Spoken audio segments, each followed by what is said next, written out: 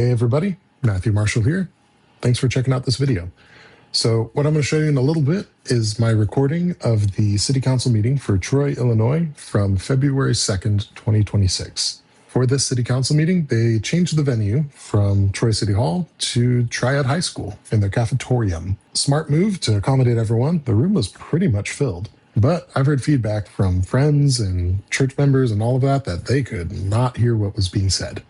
Unfortunately, it's a giant cafeteria with minimal sound mitigation. It was really hard to hear. Fortunately, I got video of the whole thing, and I also set up a microphone to help. But before we get started, check out Troy Residents for Responsible Growth if you're interested in encouraging responsible growth within Troy. And if you're like me, feel free to subscribe. At the end of the video, I'll share some of my thoughts on AI, data centers, all that kind of stuff. I actually spoke during this city council meeting, but I was super nervous. So I guess, advance to the chapter at your own risk, but present my thoughts a little bit better toward the end of the video. Enjoy. If I can have your attention, we all have these flags. No at all, and go to the county court.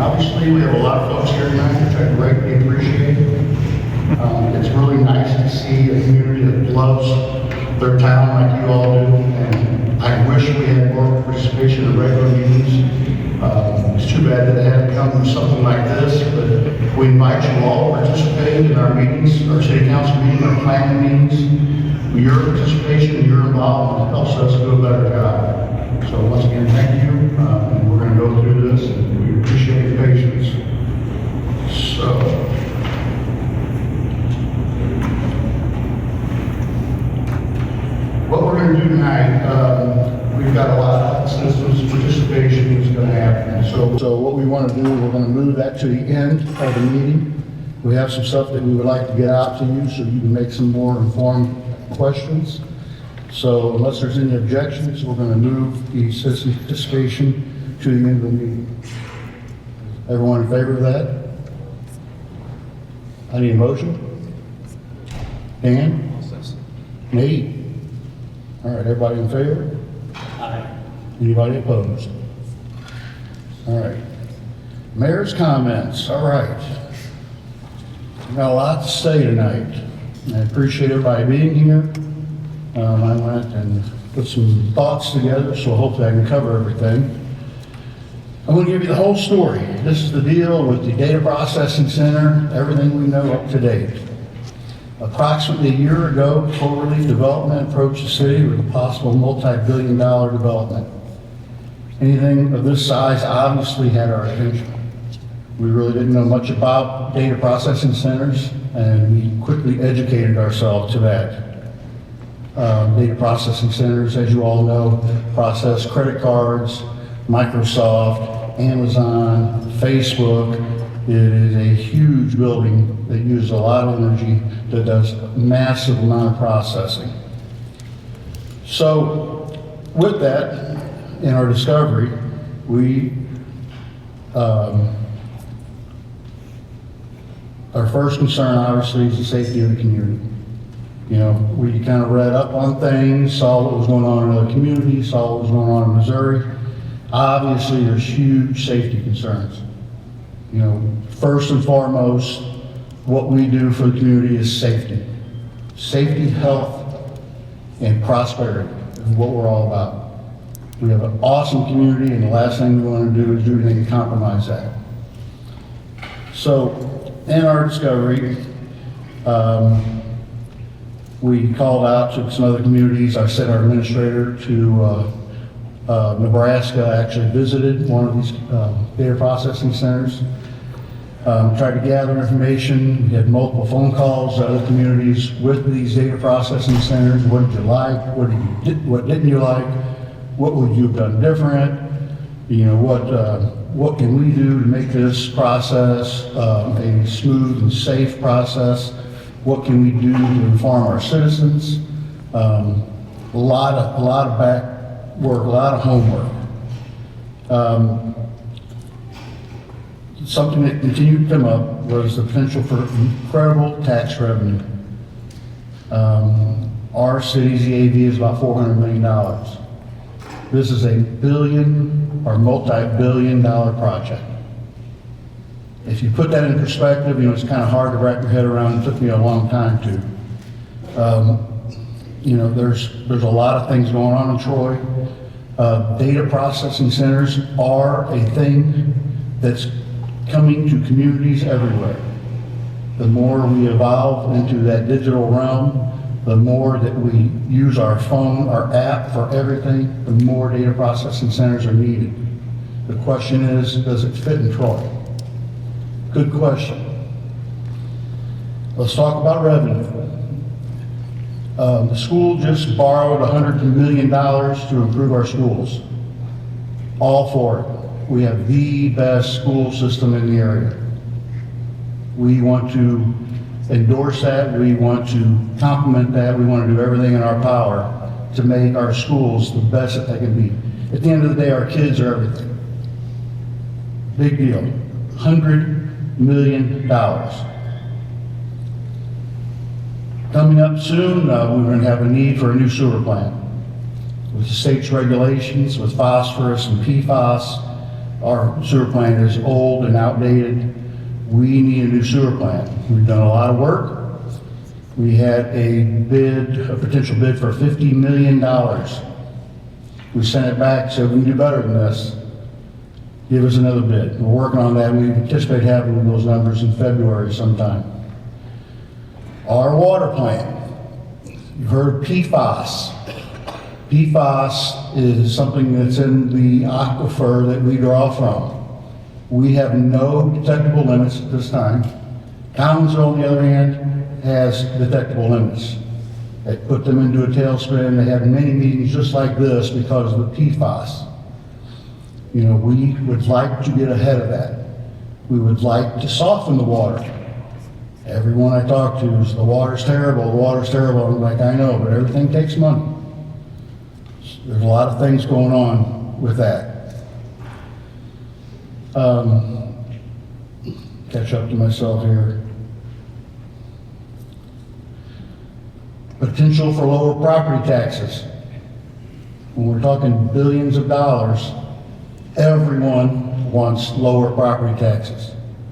Everyone in this room would like to see that, I would assume. We would like to see that. The question is can we do that in a healthy way? Yet to be seen.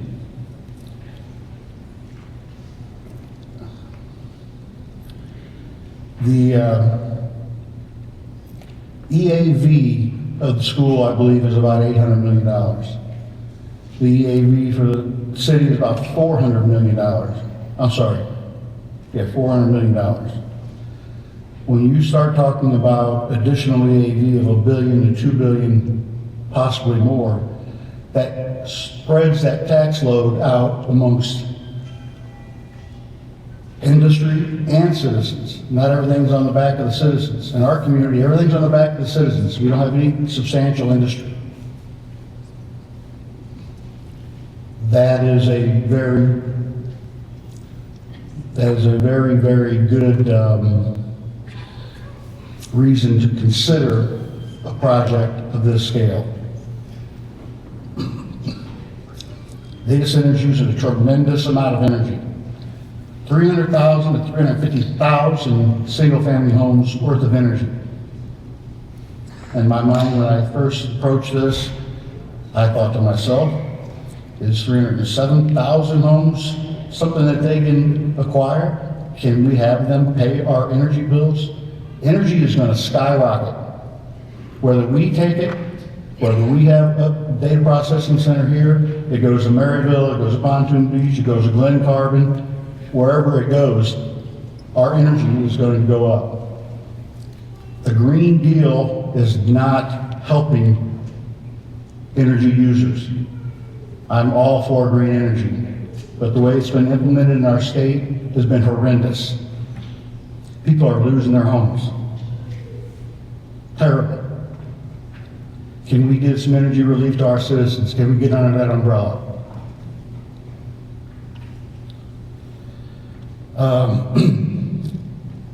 Shut up again. There's a lot of unanswered questions. We don't have the answers. We are diligently searching for the answers. We're trying to do our research. We're trying to do everything we can to get on top of this. All right. Our first thing is to protect the city. Our citizens, our kids, our infrastructure, our parks. We love our city. Everybody wants to move to Troy. House goes for sale in Troy, boom, sold. Rentals, boom, sold. Everybody wants the schools, everybody wants the parks, everybody wants the security that the police department provides. Everybody wants to come here, but we've got to make good decisions.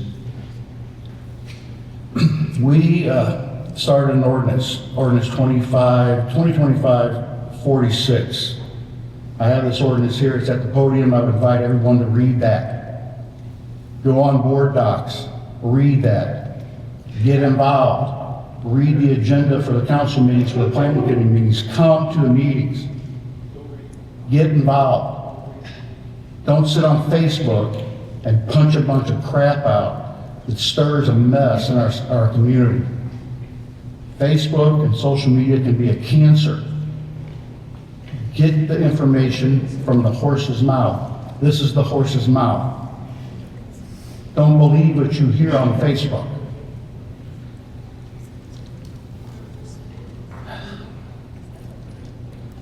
You believe none of what you hear and half of what you see on social media, and you're probably going to be a lot better off.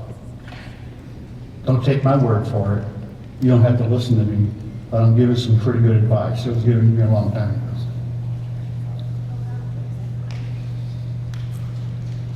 All right, ordinance 2025-46. We tried to get ahead of this. We started an ordinance, my staff, Tom Sissel, Jay Keevan, Ann Bird. Well, Ann wasn't here yet. Ann's only been with us 5 months. This started almost a year ago. This was all in action before she ever showed up. In a couple staff meetings, we talked and said, we need to get ahead of this. If this is going to come to town, we need to have some hard rules, potentially come to town. We need to have some hard rules in place. We set up this ordinance, sent it to the planning committee. We ended up voting on it, I think sometime in November, is that correct? It sets strict standards on light. You can't have light extending past your fence line. You can't have sound more than 60 decibels past the fence line. Water use, you can only use so much water. The new closed loop system would be the only thing we would even consider. We're not going to use our water for our children, our trees, and our parks for something like this. The closed loop system uses approximately 1 million gallons. We have the capacity of 4 million gallons a day. We use between 1.2 million gallons and 1.5 million gallons a day. The closed loop system would have to be filled approximately once every 3 to 6 months, and I don't know if that is entirely accurate. I'm just giving you what I was told. There's chemicals in the water that they use. It's a closed loop system. It would be treated under special use, which this ordinance covers.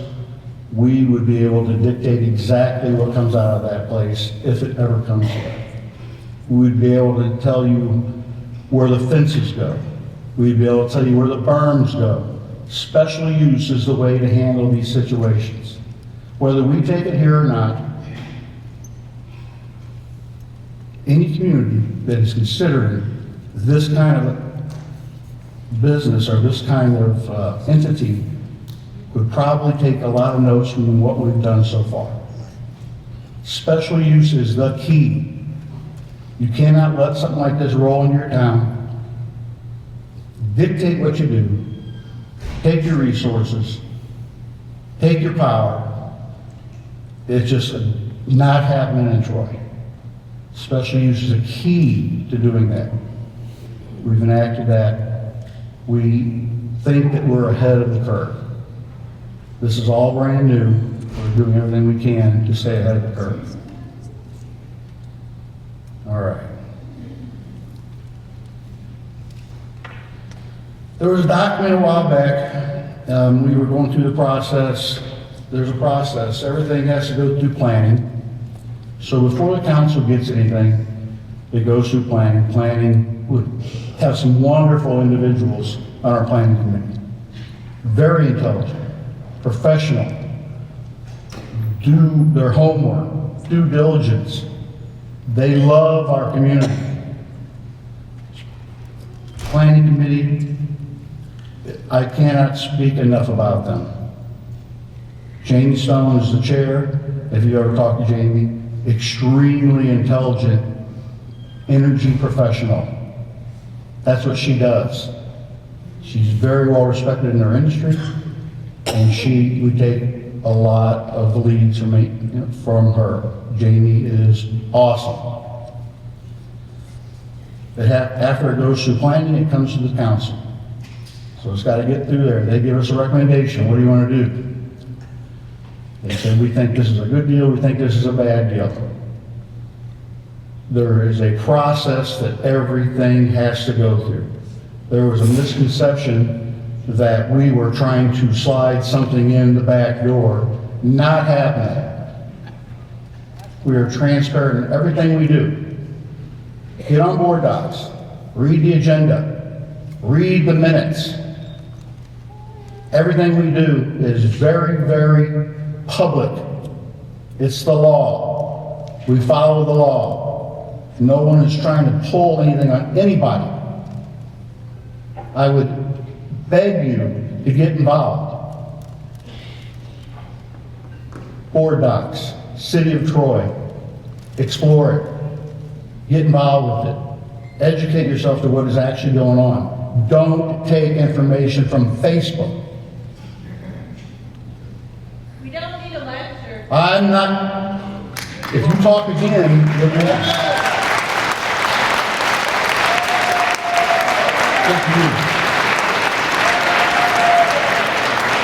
The reason I'm talking about that, there's been a lot of bad information put out that's hurt a lot of my staff, and people have come to their houses at night. People have been on Facebook just tearing people apart, accusing them of all kinds of atrocious things. The people that you see sit up here are the elected officials of this community. They're respected. They love this community as much as anybody. I promise you that, as do I. There's no one here that loves the community more than the people sitting up in front. And don't gaslight us. Sam's not here tonight. Sam's had some procedure. He had a little heart issue he had to get taken care of. He's been here all his life. Troy, Elizabeth, Heather, everybody here. We love this community. We're with you. We're your neighbors. We live in your community. We coach your kids. We go to your church. These are the people that you've elected to represent you. Please use them. Ask them. Call them. Email them. Don't get your information from Facebook, please. That's all I'm saying. Show up to the meetings. We would love to have you all. Location. The original location for this Cloverleaf's ask was between Townsend Road and 162. So that is basically behind EJ Equipment, behind truck stops, by the state shed, at the Baptist Church, Brad Smith. In our initial meetings, we said, hell no. This is not a good fit. This is not what we want on our long-term plan. This is not what we want people coming into Troy to see. We want much softer development there. We've had Lone Wolf Lodge, a couple people approach us. There's a much better fit for that property. It's the face of Troy when you roll into town. We want something much better for our community.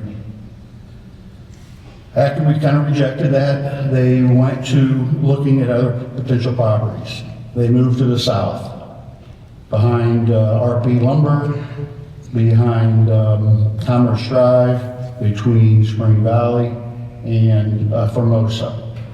They had some contracts written with the landowners. They made some pretty substantial offers. They had one in particular property owner who wanted $200,000+ an acre. They had the Buckeye Pipeline, and there's another major natural gas line that goes through that property. After several months of them considering that property, they came back to us, said we want to reconsider the 162 40 property. We were not in favor of that. So still, we don't believe that's a good place if this is going to happen. They said, let's run it up the flagpole. I don't know how many of you were at our last meeting, but they ran it up the flagpole. The flag came back with holes, burns. Pastor Tim Lewis did a fabulous job of explaining our community.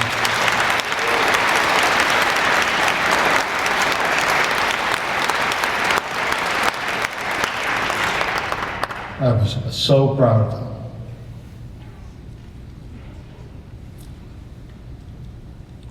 We have taken that off the table.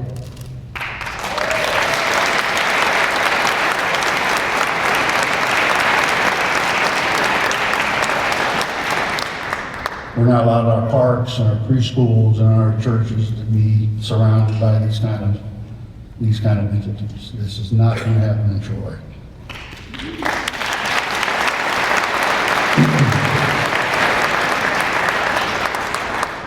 So they're looking again at the property that we directed them to the south. There's a lot of hurdles there. Buckeye Pipeline is still there. The high pressure Ameren natural gas line is still there. There's a different owner on one of the properties. He still does not want to sell.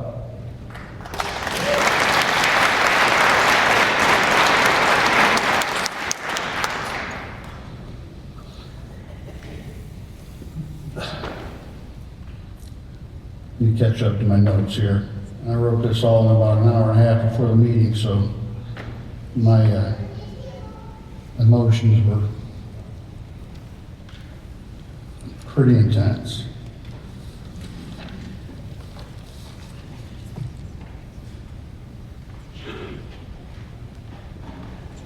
After the last meeting, I spoke with our alderman.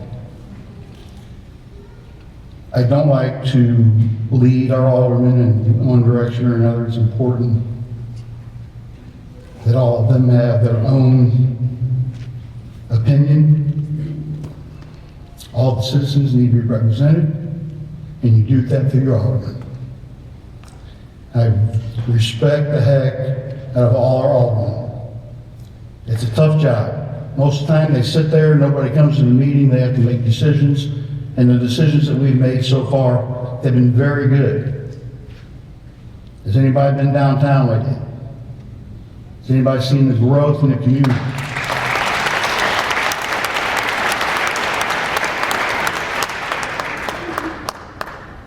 We have Palenque, a new restaurant. We have Cleveland Heath coming to town. We have McDill's coming to town. These people are largely responsible for that.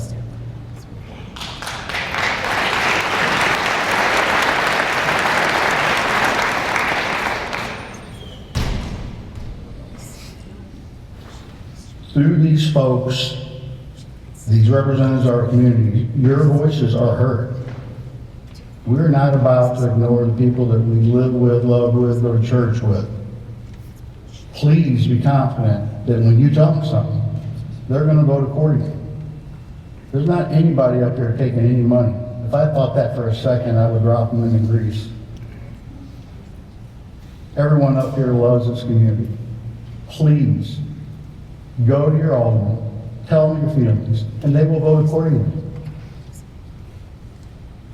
After the meeting, when I talked to everyone, there was not one person in support of this going on that property.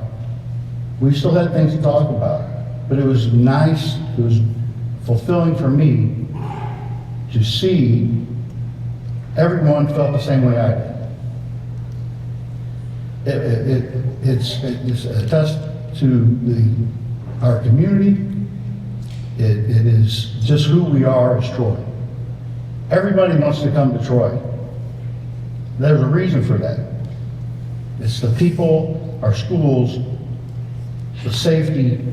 I don't want to go over it over and over again, but it is a desirable community. We want to keep it that way.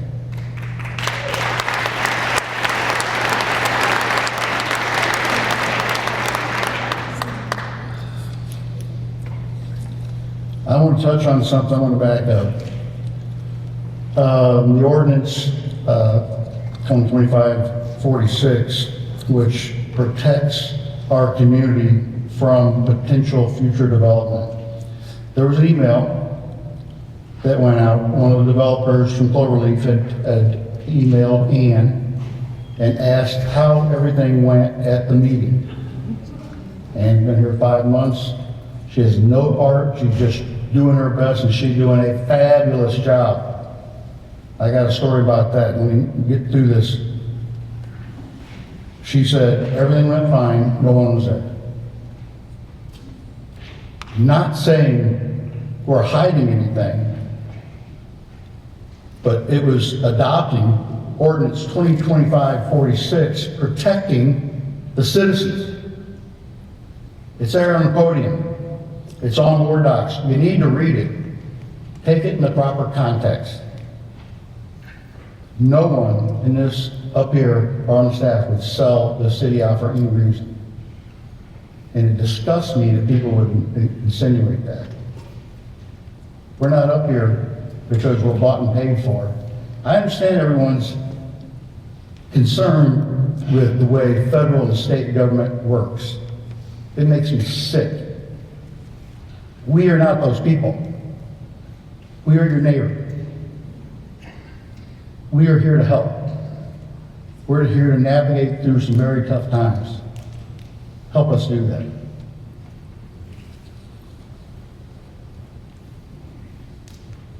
Side story. Getting some grief. Got these restaurants coming. Everything's going on downtown. New sub sandwich. Got the new coffee. Restaurants. Everything's good. Big complaint. Some people never give you any attaboys, but they'll sure tell you, oh, you've done something wrong. Parking. Are you guys crazy? What are you thinking? Parking, it's crazy. What are you going to do? Oh, my goodness. Didn't you think this out? Me, Ann, and Jay. I said, man, if we could get that 107 North Main. Ann's like, I got this. I know him. Ann approaches him. Hey, lovely family, by the way. Lovely family. I just can't even explain it. I got this. She knows him. She's friends with him. And asked them if they'd be interested in selling their home. Does the deal. Comes back. let's have a meeting. We all three went over to Puente, our new Mexican restaurant, which I love very much. Sit down with this gentleman. He sits down, he says, I'm a very simple guy. He goes, I don't know really what's going on here. I don't want to be taken advantage of, and I assured him he wouldn't be. We negotiated some terms. He said, I got this, I got this, I got this, I got this. It's like, we got you.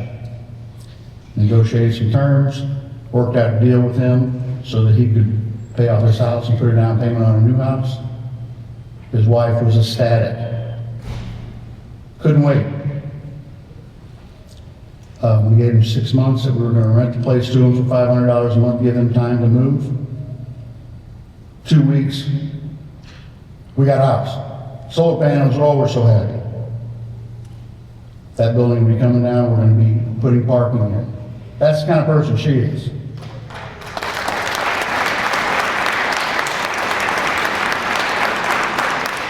She was going to the park, the kid played sports, soccer, she scheduled it all, maintained some crazy coaches. And I'm going to say that again, maintained some crazy coaches.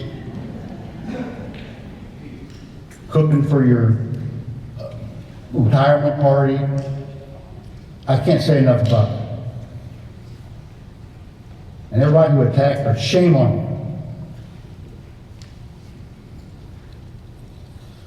I want to move on. All right. We've had people show up to persons, I can't say councilmen because it's council persons, homes, threatening them, online, threatening them, on Facebook, threatening them, calling me at all hours of the night, threatening me. That is not who we are. We are a wholesome, good, loving community. We work hard, we play hard, we pay our taxes, and we build something spectacular. Do not be that person. If this community is not what you want, maybe another community would fit your needs. That will not be tolerated. My staff and these aldermen, I take their personal safety very serious. They're doing a very hard job for basically nothing. This is not who we are.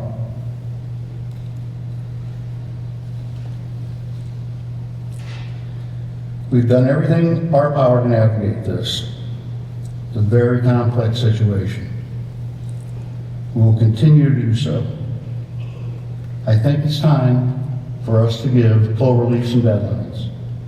We're giving them 30 days to come up with a proposal. We have not had a proposal from them yet. When you deal with deals of this magnitude, there's 10,000 people live in Troy. I finish concrete for a living. When a billion dollar entity comes in and surrounds the table with all these experts and everything, you're kind of awestruck for a minute. That lasted till about the second meeting. I was like, you know what? We got this. We have some very specific demands. If we can cut property taxes, if we can protect the environment, protect our people, pay for our schools, pay for our water plant, pay for our sewer plant, and do it in a healthy and wise way, we're going to consider it. That's the phase we're in right now. No, nothing has been predetermined. Nothing. You will decide. You will talk to them, and we will vote. And that's how it's going to happen. Please have confidence in these aldermen.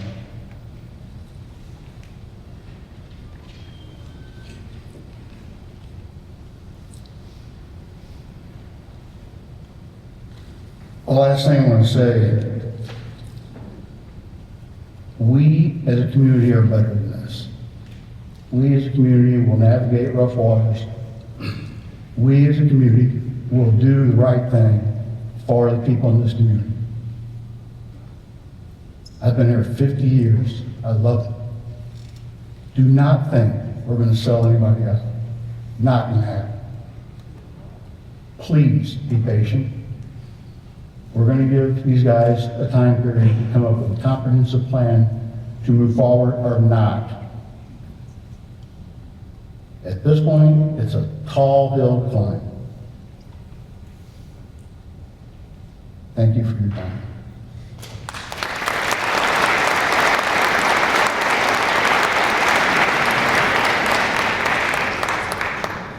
All right, City Administrator, Jay. Yes, sir. I have 2 ordinances and 2 resolutions coming later in the meeting if you have questions on them. One would be a donation agreement to IDOT for a potential roundabout at 162 and Old Troy Road. We have 2 in regard to H3 Farms. They needed a variance. They're building storage units, and they wanted to put rock in the back end, so they're going to build 1 building at a time, potentially a 3 full build outs. So the zoning hearing officer submitted a report supporting the request to use rock as long as there's a hard surface around each building as it was built. And then also is an ordinance from that same H3 Farms for a right-of-way purchase agreement. That's for the trail that'll come down Formosa Road, south Formosa Road. And then eventually MCT is looking at building a multi-million-dollar bridge over US 40 so that we can tie the trail that runs along 40 up towards the high school. It stops at Hennings now. It'll come here to the high school, but that'll tie this into the rest of the MCT trail system. And then we have one more, and that's a resolution of support commitment funds. We received a $286,000 grant for zinc road upgrades, and we believe the bids will come in at that number or less, but we do have to commit to local funds in case they come in higher for the grant itself. But they'll come in later in the meeting. Anybody has any questions, we have that answer them. Just so everybody's clear on that, MCT is a very extensive trail system. It will eventually, the last leg comes down Formosa Road. It is going to go across, it's going to cross 40 with a huge bridge. It's going to connect to the other side of 40. It's going to come into Troy and go down the Triad. Mr. Higgins here on some of that property, he's been gracious enough to give us right away on some of that. And that's pretty much what that's about. Did I miss anything? No, that's it, sir. All right. All right. City Attorney, Fred. I'm good, Jay. Thanks. Consent agenda, there's nothing at this time.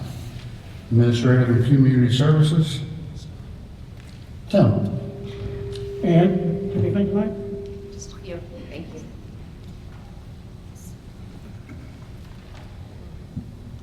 Jay, thank you for covering my ordinances. I appreciate that. The only thing I have is we have a public hearing at 6 p.m. on February 12th regarding the Hampton Glen Villas Plan Development, and then we have our regular Planning Commission meeting coming at 6:30. That's it. Thank you. All I have now. Thanks, Ann. Thanks, Ann. Thanks, Tim. Finance and Economic Development, Nate.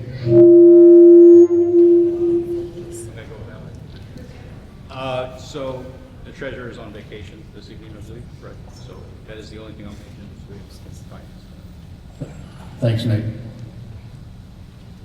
Actually, Kelly sent me a picture of 2 martinis on the beach earlier, so good to be her.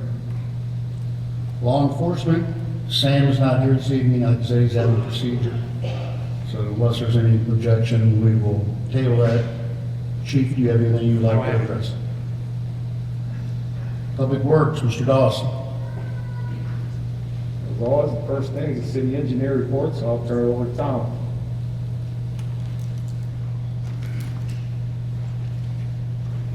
Thank you, Mr. Dawson. I just have a few quick things here.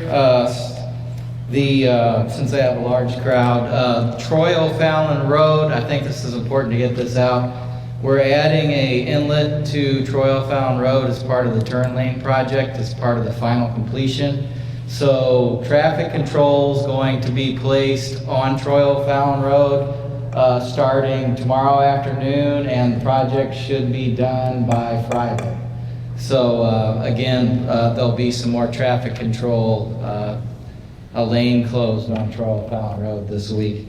We have bids opening for adding V gutter to Charter Street. That'll open on Thursday, and so we'll have those bids to consider. That's Charter Street in downtown, so again, doing more downtown improvements to support what's going on down there. That's all I got. Thanks, Tom. Appreciate the updates. Next thing on Public Works is the Public Works Director's report. Rob? Well, in case you didn't notice, it snowed. Our crews did, I think, an awesome job. They worked 32 hours around the clock. We had no injuries, no accidents, no damage, no equipment breakdowns.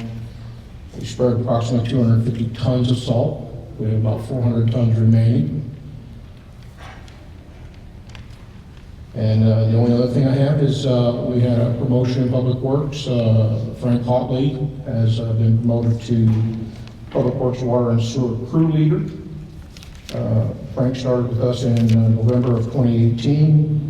He has a Class C operator in training and a Class 4 wastewater license. So congratulate Frank. His first day on the job was today, and we started with a water main break last night. That's all. You forgot to mention the water main break that you had in the middle of a snowstorm. Oh yeah, we had one of those too, but it was kind of hectic right then. So That made it complicated. You guys did a great job. Thanks, Rob.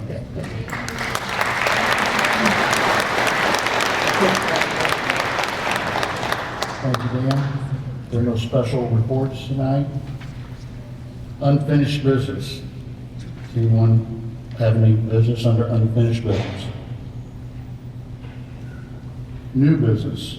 Does anyone have anything under new business? Ordinances and resolutions. Ms. Kim?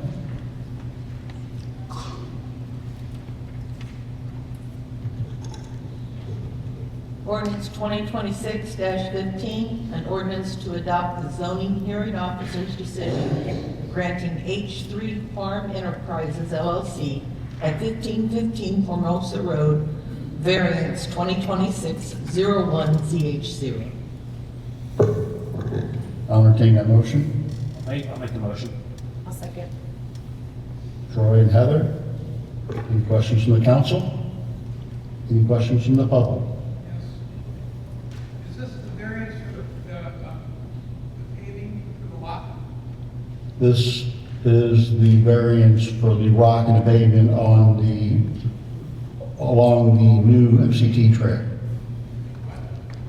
This is the variance for the lot along the new MCT trail. Not parking, it's going to be storage. Anybody else? All right. Ms. Kim, you want to call roll call? Dawson? Yes. Lynch? Yes. Hellrum? Yes. Henderson? Yes. Knoll? Yes. Sterling? Yes. Turner? Yes. 7 yeses, 0 noes.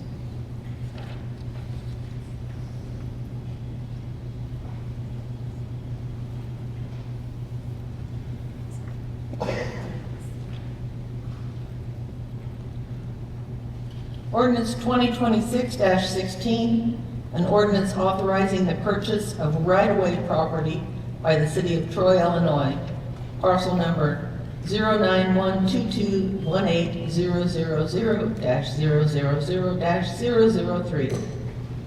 I'll entertain that motion. I'll second. Dan and Nate. Any questions from the council? Any questions from the public? Location of this parcel? 0912218000003. All right, we have a first and second. Questions from the council? Questions from the public? Just to state, it's over off of Formosa Road near near where US 40 is. This is to allow the bike trail to go over US 40. Yep. No, you're good. The bridge will be pretty fabulous when you come into town. I wish I could share a picture with y'all, but we don't have that, so.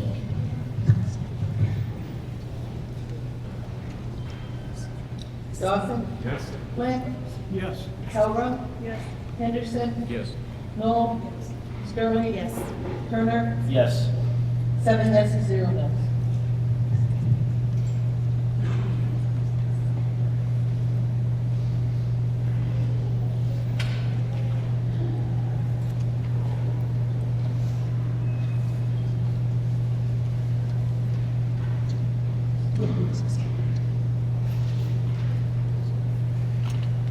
Resolution 2026-04, a resolution of support and commitment of local funds.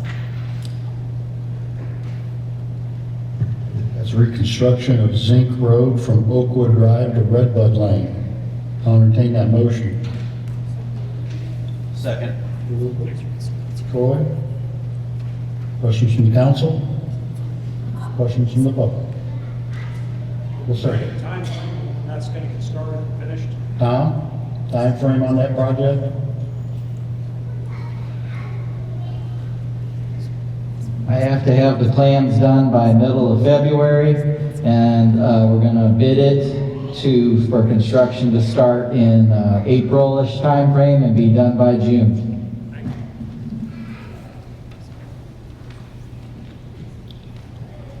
Any other questions?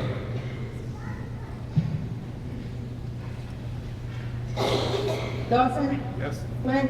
Yes. Calrose? Yes. Henderson? Yes. Noel? Yes. Sterling? Yes. Turner? Yes. 7 yeses, 0 nos.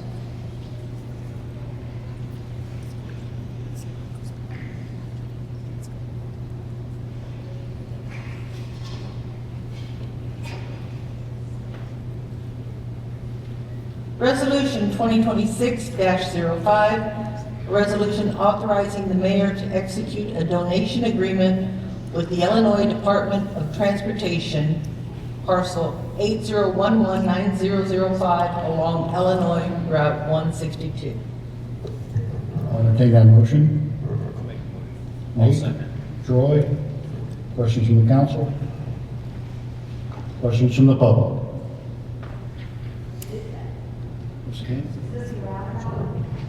Yes, ma'am. We're working diligently to get that roundabout in. I personally pulled some people out of a burning car there several years ago. And with the new Father McGivney, we've been working diligently to make that safer. We still have some hurdles, but we have the funding, we just have some land acquisition to do, and that's gonna happen. Any other questions from citizens? Dawson? Yes. Flynn? Yes. Calrose? Yes. Henderson? Noel? Yes. Sterling? Yes. Turner? Yes. 7 yeses, 0 nos. Okay, now it's time everybody's been working on. I appreciate your patience very much. We invite anyone to speak, come up to this podium and speak for up to 3 minutes. Please remind yourself we have to limit it to 3 minutes. With this many people, we can be here for about a week and a half. So hopefully state your concern. If it's a repeat, please accept our time statute. We want to hear from you, but we don't want to be here for a long period of time either, so there's that. Go ahead. Nicole Jamison.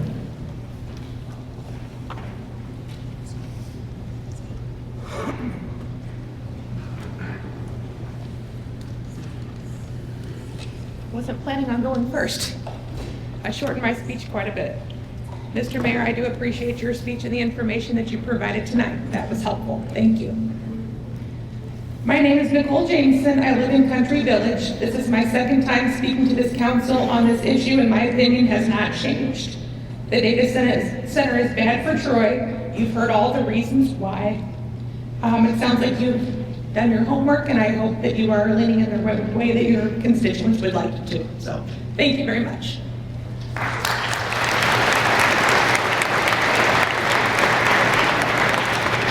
Thank you, Nicole. Natalie Rushing.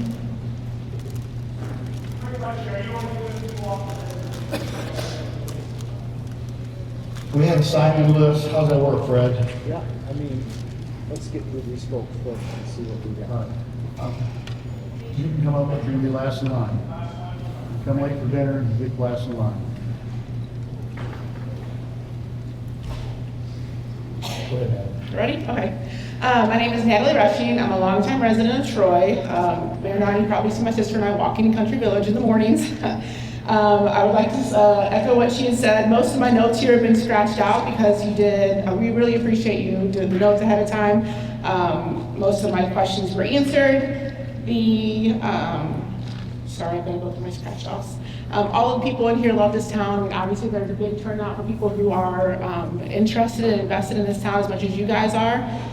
We want to see Troy grow and thrive. We just don't want it to be at the expense of our families and our health and our churches, daycares, and neighborhoods. I understand the information about social media, but this turnout is because of social media that people found out about stuff. People were fired up about what was going on, and it's a project of this scale. I mean, if it's front page news, maybe it goes to the Times Tribune or something, so that people have a way to find out about what's going on in town. I understand that stuff is posted into board minutes, but I mean, I wasn't even aware that it was out there. I know that's ignorance on my part, but maybe staying ahead of the social media posts would be helpful for some of the residents.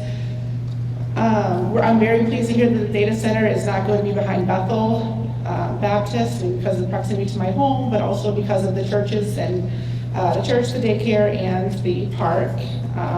The plea for involvement should not fall on deaf ears. I think that it's great that the citizens are involved, and hopefully there can be a great turnout coming to more of the meetings. And I look forward to the proposal from Cloverleaf. I'm hopeful that it's turned down in the future as well. Thank you.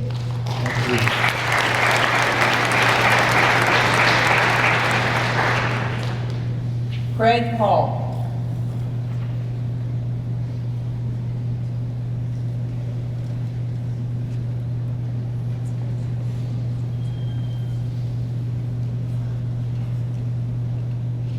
I'm Craig Hall. I live on 418 Bargraves Boulevard in Troy. I've been here about 22 years. I really like the town. It's close, centrally located to a lot of things, so it makes it a very good place to live. The data center itself, I am against, just so you know. From the pictures I've seen, from what you guys went and toured, or whoever went and toured, it looks a lot like an industrial facility. And putting something like that in our town is going to bring down property value just based upon the look of it. I mean, that right there is going to hurt property tax values. But at the same time, I get it. It's a big plus on revenue, but it's going to take away from the town at the same time. You're going to lose the interest of people wanting to come to this small community. Another thing you guys have not broached yet is if something like that was built in this town, it's a industry of sorts.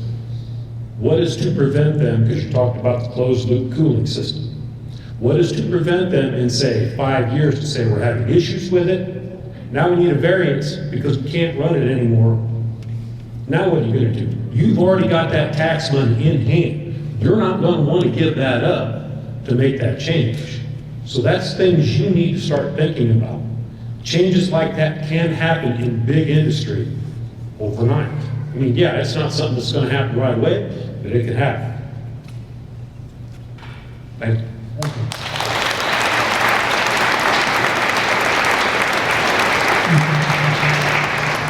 Certainly appreciate that perspective. You know, anything we can learn tonight or different perspectives is wonderful. The more information, more input we have, the better off we are. The one thing that we would do if there was some kind of evolution in technology, whatever that may be, quantum computing, or whatever that may be, through special use, I believe that we require a decommission plan. So if there was something that superseded the technology of today, there would be a bonded, and I don't know how much money that would be. There'd be a bonded amount of money sitting for us to decommission that, potentially put that into a park, senior citizen, a gym, basketball courts. We are planning for that eventuality. Is it finalized? No, but when people like you come up and speak, it really helps us kind of further our mental training as far as how we're going to deal with this. Thank you. James Simmering.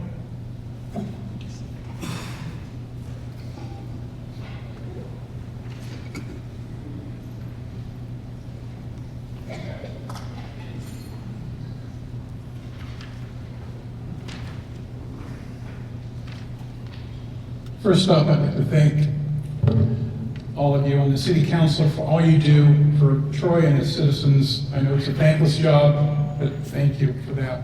Good evening. My name is Dr. James Simmering. I'm a resident of Troy for 40 years. I live in the Meadowbrook subdivision. At the last meeting, we were told you're in a research phase, but flying officials to active sites and negotiating 13 simultaneous annexations isn't research. This is development. I'm here to continue your research. I'm entering into your record the Illinois Public Act 104-0458, Senate Bill 25. It's the Clean, Reliable Grid Affordability Act signed this last January 8th. I'm handing this to the data clerk because the council is truly researching the impact of this data center. You cannot ignore this law. It goes into effect on 1 June 2026. It was written specifically to protect the residents from the exact project you appear to be fast tracking. Please forward this to the Planning Committee for their perusal. Cloverleaf tells their investors their sites are shovel ready. This is per their website. They are researching us. They are waiting for us to fold.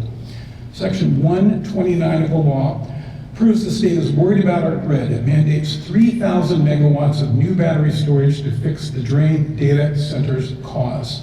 Section 16-108 creates an affordability test to ensure that these projects don't hike our residential rates. Both protection takes effect on June 1st. By moving now, you will be helping the developer bypass the very laws designed to protect our pocketbooks and our power grid. The risks don't end on June 1st. If you truly want to protect our air quality, you will wait till December 1st. That's when the new stricter federal emission standards for backup generators take full effect. These standards require higher filtration and more rigorous monitoring for the dozens of industrial diesel engines that Cloverleaf plans to install. To approve any permits prior to December 1st is purposely grandfathering in older, dirtier technology. Due diligence means waiting for the state and federal government's best protections to take effect. If you move forward before June or before the December emission standards kick in, you're admitting this isn't a research, it's a race to beat the clock before the people of Troy get the legal protections we deserve. I ask that you pass a formal moratorium on permits and annexations until these dates pass. If Cloverleaf can't wait a few months for the laws to kick in, they aren't here to be neighbors, they're here to exploit a loophole.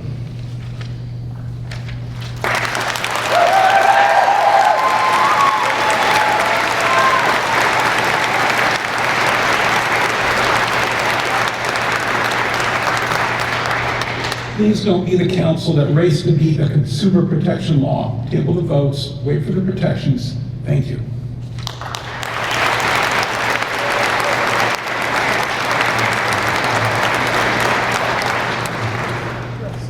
Doctor, thank you very much. I want to clarify one thing though.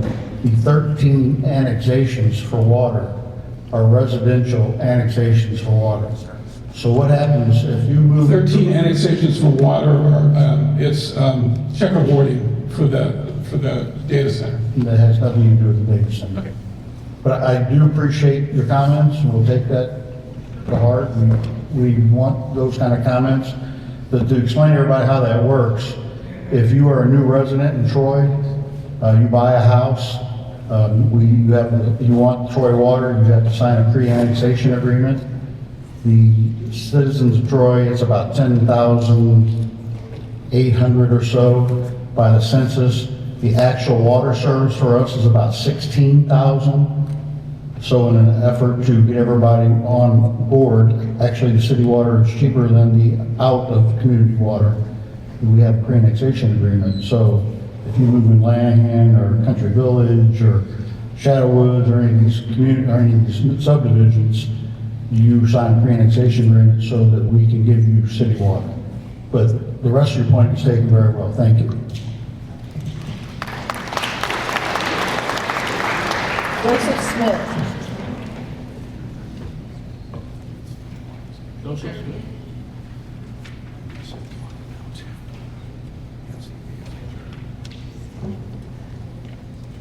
Hi, my name's Joe Smith. I've been a resident of Troy for about 30 years. And I'd just like to say, you sure know how to take the wind out of people's sails. Because I had a lot of stuff to say, but now I can't even say it. Because that's one of the biggest things we were worried about is our community. We brought our kids here to grow up. We want to be in a safe environment. And when we saw what was going to come up, it was pretty tough. But I will tell you that when we saw Ann Bird's comments on social media, it was alarming because it seemed on face value to be kind of like, well, we got one over. So what I did was I sent Ann an email and I asked her to explain. And she sent me back a really nice email explaining everything fully. So you have nothing to worry about with her. So thank you very much.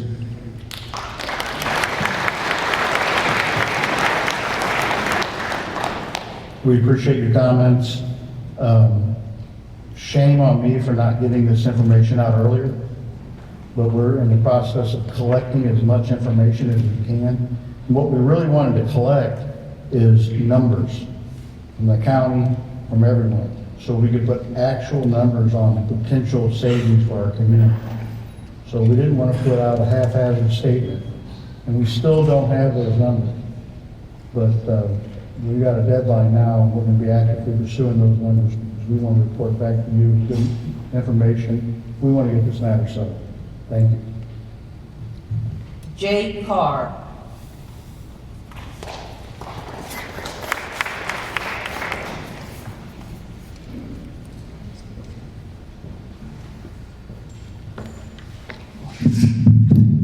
Hold it. Good evening. Thank you so much. My name is Jay Carr, and I'm a pastor at Bethel Church. And so a lot of what I was going to say was in case you didn't say that you were not considering the location around us. So thank you so much. Thank you for hearing us. I really appreciate that. And that's incredible. And I still think it might be helpful just to have a little bit of biblical rationale for some of what we were thinking. And so I'll still share that because we know that this matter, like all matters, is in God's hands, and we hope that you know that too. I mean, the Bible says that you are God's servants for our good in Romans 13, as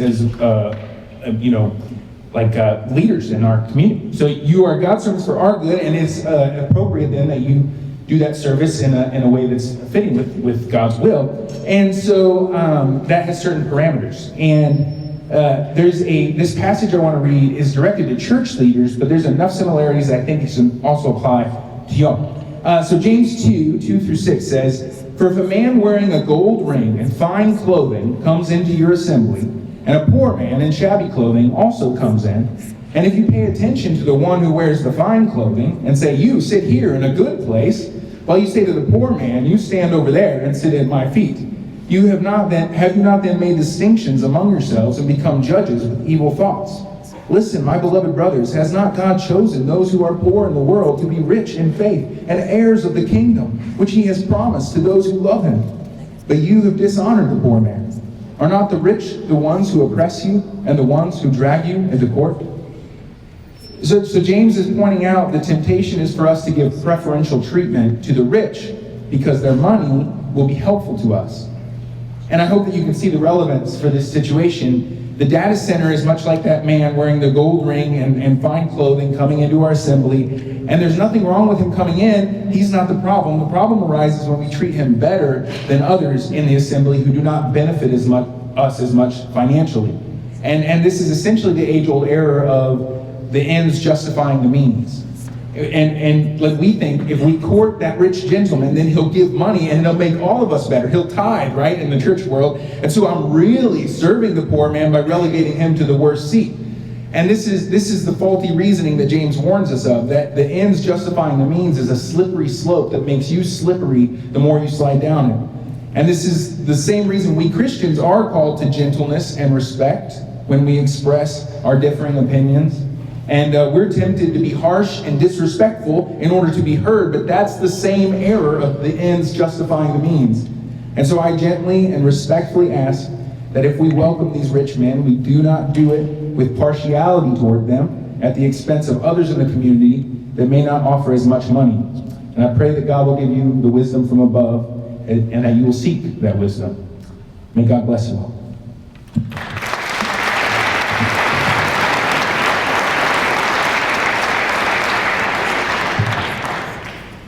Dakota Morgan.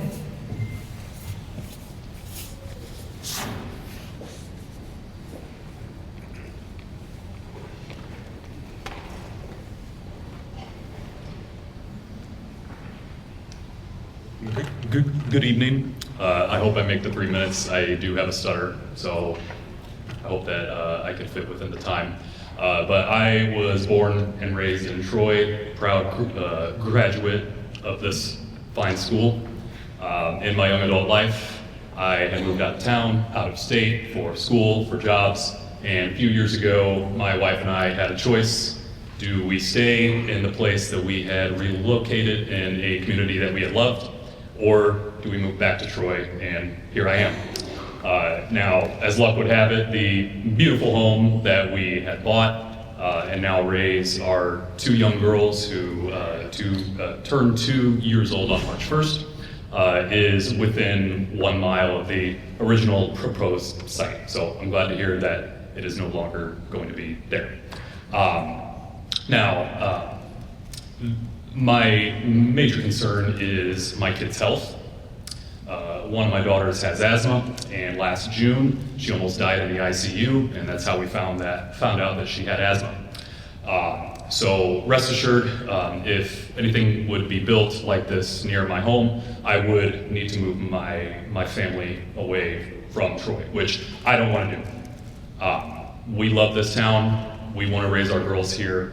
I would encourage the folks that ultimately will make the choice that could change my family's lives forever to think about the people who are here. I apologize that we have not been as active as you would like, but we are here now. And while it is tempting, I'm sure, to think about what the revenue this could bring to Troy could be, I do not envy your seats right now, but I would encourage you to hear us in a time where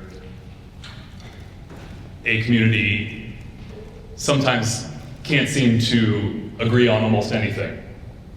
But we're here now, and we do not want this here. Please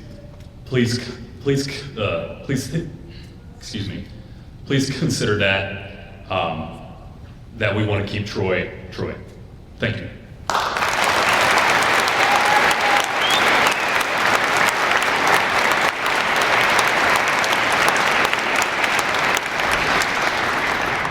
Nicholas Martin.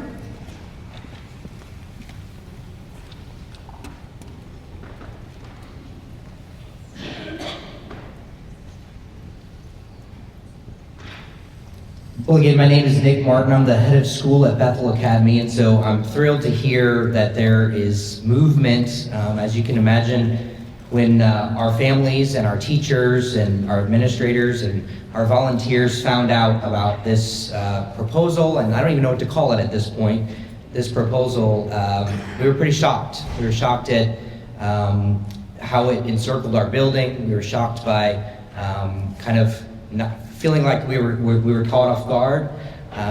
But there was a commitment, and the commitment was to praying for each of you, to naming your name before the Lord, and to pray for you, pray for your safety, pray for your decision-making, praying for you as you look out for every interest in this town. And as Pastor Jay said, to not look out for the interests more highly that might be corporate interests that don't represent the values of the families that we have. And so while I'm thrilled to hear about the movement, the potential maybe new site that's maybe a little bit further south of RP Lumber would still be within kind of a 2-mile or a few mile radius of our building.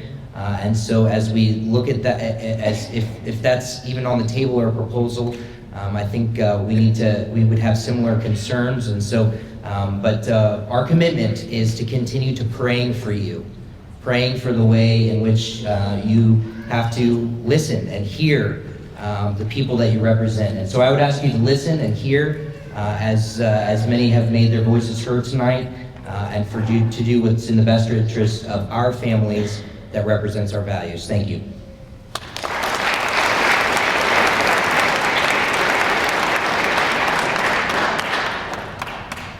Brenda Jones.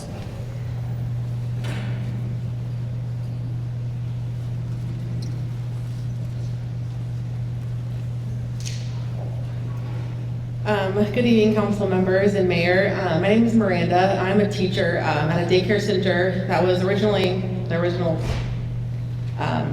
project was going to be about catty corner to the daycare. I'm here tonight to speak in opposition to this project. Our daycare serves over 100 young children.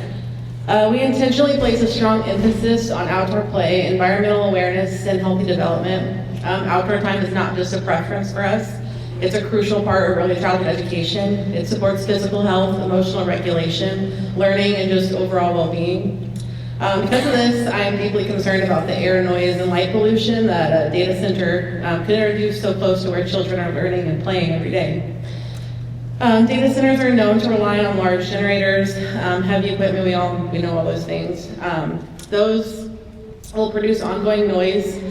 For young children, constant background noise is not just an inconvenience. It can interfere with concentration, it increases stress, and it negatively impacts learning and development.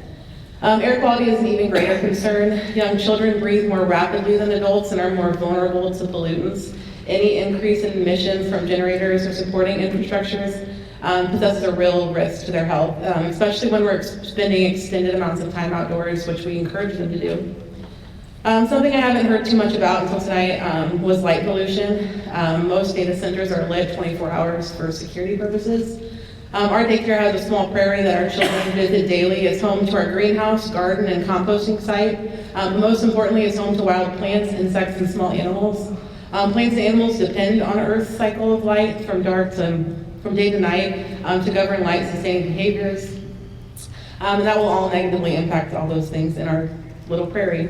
Our daycare works hard to teach children the importance of caring for the environment with gardening, recycling, spending time in nature, and learning respect for the world around them.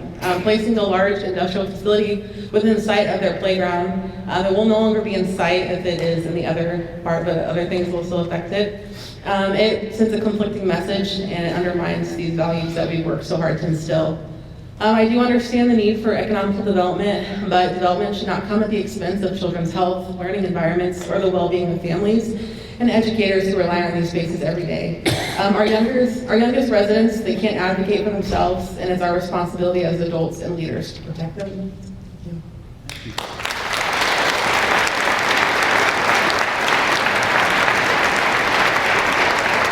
Murphy.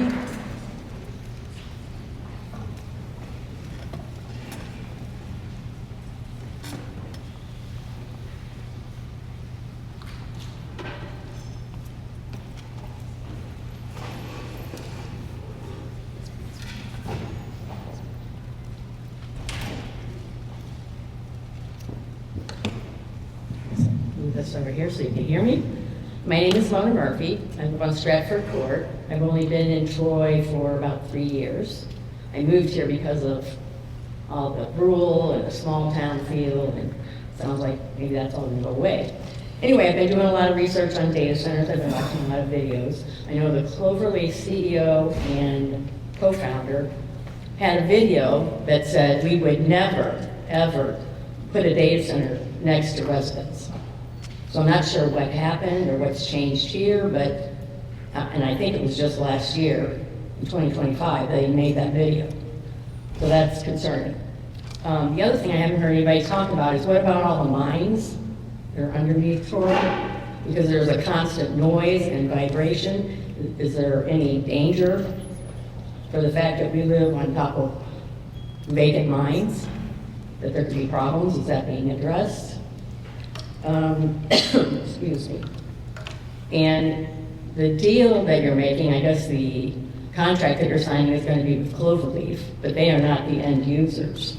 So how do you hold the end users, whoever that may be, later on down the road, to all the rules and regulations? And lastly, I guess, when the people from Troy went and interviewed people at other data centers, did you interview residents that live near those data centers, or just the people that are trying to sell the data center? Because I've watched lots of videos, and residents are not happy. Any of the data center residents that live near there. The noise, the vibration, the pollution, property value goes down to zero. Nobody's going to want to buy your house if you have a data center next door. So I think this could be a very bad thing for Troy. And I would hate to have to move again already. Thank you.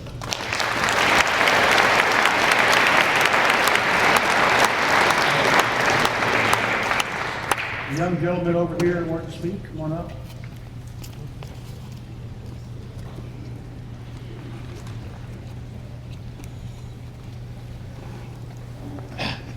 Hi, my name's Tanner Durrell. I actually don't live in Troy yet. I plan on moving to Troy in June with my girlfriend. We plan on buying a house in June, right?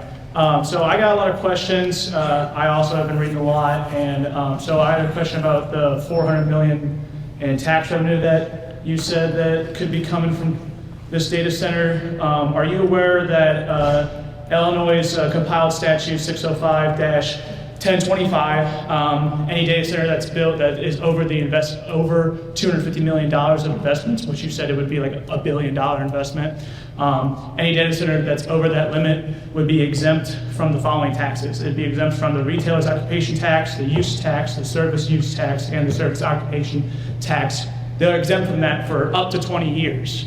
So I just was wondering, like, how spread out is that $400 million in tax revenue going to come if they're exempt from numerous taxes, state and local, for up to 20 years.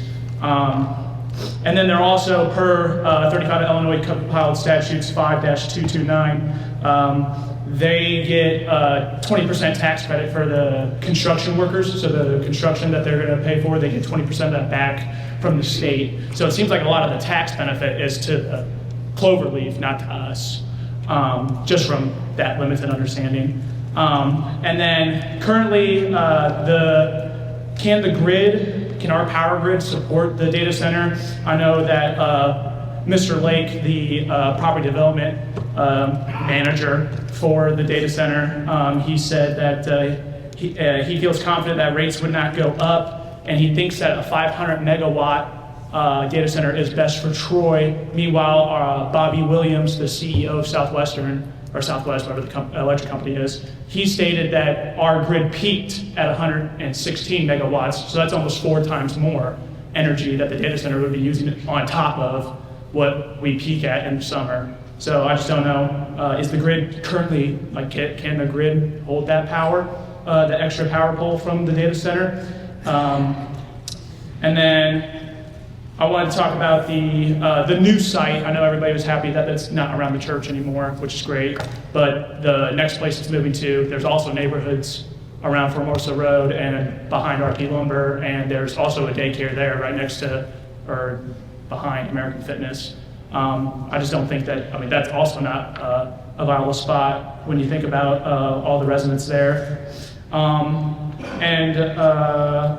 just want to know, like, how much do you guys talk to them about who the end user is? Like, that's a pretty big part, and the lady before me, forgive me, I forgot her name, but she did raise a good point, like, you guys are gonna sign a contract with Code Relief, so how do you know, like, the end user, like, how do you get the end user involved in that commitment for all these, like, regulations that you wanna put on them regarding, like, the water and stuff like that? And then the rest of my questions I just got, they should be more geared towards Cloverleaf, I guess on Tuesday's meeting. But yeah, my big one is the tax. Like, all the tax benefit seems to be for the company, not for us. I was wondering where that 400 million would be coming from. That's all I got. Yep.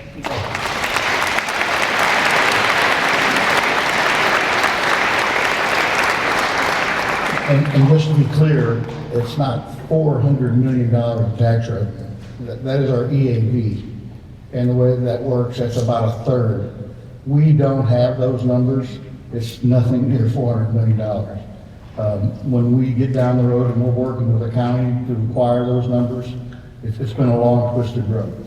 But we're doing our best to actually get actuals so that we can give people actual numbers. The infrastructure question is the end user, our Cloverleaf, would be responsible for the infrastructure upgrades. So it's all through the ICC, and it's a very complicated equation. But if you want to bring an entity like that to a community, you are responsible to get the power there. And there's a MISO power grid. So it basically goes from Minnesota down to Texas, and we're in that MISO grid.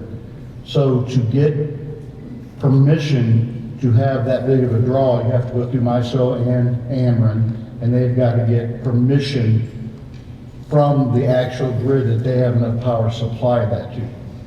So it's complicated. I mean, most people here have never dealt with anything like this, and we're learning as we go, but it's not 400 million. I appreciate it, because I was in the same boat as you. When I first started this, I'm like, man, these big numbers, what do they all mean? Through my administrator, Jay, and a lot of homework, we've kind of narrowed that down, and we will continue to do that. But the $400 million is not what we would actually get. The city of Troy's budget is about $12 million. Now, what we would receive from that at full build out is we would get a little over $4 million in utility tax. So for having that here, we would get a utility tax, which is an attractive thing. Does it compensate everybody's concerns? No. We still have to work through that whole thing, but I just wanted to clarify that for you. I don't want any more disinformation getting out there. We're going to give you as accurate information as we can, as quick as we can, and we'll make a decision as quick as we can. And we're going to get this whole thing settled as quick as we can. And I appreciate the heck out of everybody coming out. It makes me feel good that you guys are this concerned about our community. That's why I've lived here for 50 years. And I'm not planning on leaving. The lady who just moved here, we don't want you to leave either. We want you all to stay. So there's that. Can I speak just really quickly? I'll be Yes, really ma'am. fast. Okay. Hi, my name is Chomko, and I have lived in Troy for 22 years, raised 16 children here. I live probably a mile from either site, so I'm definitely not in favor. I have a medically fragile daughter who was adopted from China. She has 17% lung function. We would definitely need to move if you located the data center here in Troy, because I don't think she could survive it. We also have several other medically fragile adopted children, so we're not in favor of it. I love everything you had to say, but I still have one serious concern that I hope you can address, and it's an article that was in the St. Louis Business Journal. And the St. Louis Business Journal was talking about the Granite City site, but it's also in Illinois, and they were talking about a law about zoning, where if the land is zoned for a data center and the people selling the land are willing to sell, that the city council cannot do anything to stop it.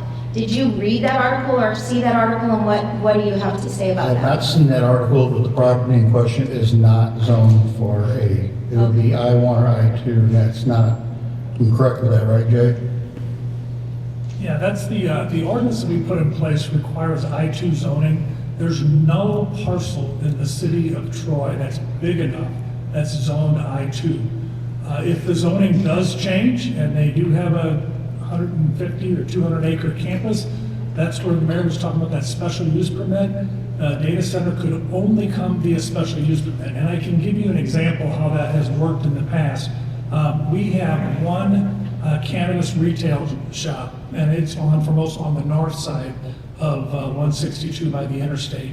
That was done under an ordinance that said it could be only in industrial zoning and it could only be done by special use permit, so that the city could list all the requirements. And again, there's a lot of great information that came out tonight. Matter of fact, I spoke to the doctor before he left because I'm going to get some of the information that he's talking about for future laws that are going to come in place to see if that makes sense, that if they are going to come in place anyway, we want those protections here as well. It so does. There's two things. The zoning has not been done yet, and we don't have a parcel big enough that even if they bought an I-2 zoning, but even if we did, they still have to come through the planning commission and then eventually to the city council with a special use permit that can be, and I've seen it done before with our planning commission where they said, you know, this is the requirement to build in this zoning, but we also want, you know, more distance for our burners. We also want a tree line or fence line that kind of shelters, because the neighborhood was concerned about seeing the facility. So with the special use, that gives the city complete control, if they decide to move forward with it, complete control over everything from lighting to sound to utility usage. Electricity, we don't control, we don't provide electricity. My understanding, and again, we're all learning this new as well, as far as electricity goes, they're not allowed to build unless this MISO grid, which covers 15 states, and it actually goes a little bit into one of the provinces in Canada. If that grid says they can't build, then they can't build. The issue being, if it goes anywhere on that grid, it impacts everybody in that grid. So if it builds in one of 15 states, it can impact everybody on that particular grid. I do know from the power perspective that the Southwestern Electric would supply power to the original site, which is now not going to move forward, or where they were originally wanting their site to be, because we saw those plans the same day that you guys saw them. We just saw them a couple hours before. But we knew they were looking at that site. I just didn't know if they had an agreement with the landowner. But Southwestern Electric told them that they can supply that amount of power. And matter of fact, Southwest thought their CEO said that he thought that buying that much, because that would be 10 times the power that all of their customers use right now. So he would be out there buying in a bigger block. He said in our planning commission that data center or no data center, rates are going to go up within the year or at 2027. So I guess now within the year, it's going to go up 40% just because he's trying to buy energy now, and the best prices he can get is 40% higher than we were at. So he's saying that our energy prices are going to go up either way, no matter what. So what I hear you saying is that the zoning, we don't have anything that's properly zoned for a data center so that the state could come in and say, you as Troy City Council have no say, because the land is already zoned and the people want to sell it, so there's nothing you can do. Correct. Is that correct? Yes, we have some I-2 zoning in the city, but nothing large enough to house the data center. Okay. So there's a couple steps that would have to happen for them. Number one, their property would have to be in the city, or we don't control it. So if it was outside the city, we would have to annex it for them to be able to develop it in Troy. Now, if it was outside the city, completely outside, and they didn't want city water, they had their own source of water, because that's the only reason somebody would annex in if they didn't want to annex in, is because we provide water. They would have to annex in would be first step. If it's already in the city, then it would have to be zoned I-2. And after that, and that's a public hearing as well, and that's we make notification of that, then it would have to go before planning commission for special use to say, these are the things the city would require you to do if we were to allow that. So it would be at least a two-step process, if not a three, but there is nothing I-2 which would tell me now. I don't know of any situations where the state can come in and say, you must rezone this parcel for this, but there's nothing right now that is large enough within the city that's owned I-2. Okay, thank you so much.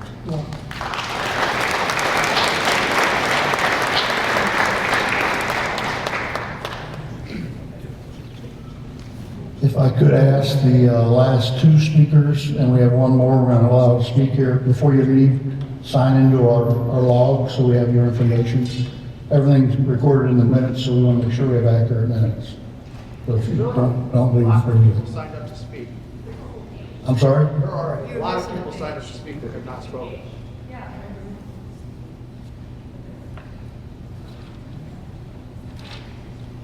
We don't have that. You don't have it? We've all signed in. Well, we need to raise your hand who's signed it. So, we don't hear you. So, one at a time, we need to have you sign in. We're all signed in. You must have skipped a page. We need to sign in. I'm sorry. There's another sheet over there. That's fine. Take it. Okay, I didn't see that. We just have that on the wall. You sit on that table, sir. I appreciate it and everything you can find people. Yeah, thank you.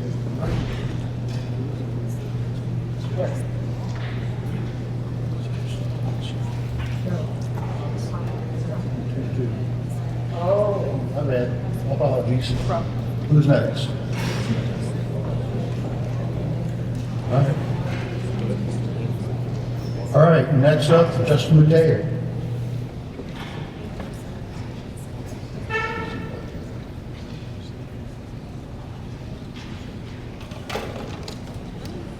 Well, a lot of what I was going to say has been taken up by a bunch of really smart people before me, so I'm going to try and streamline what I was going to say.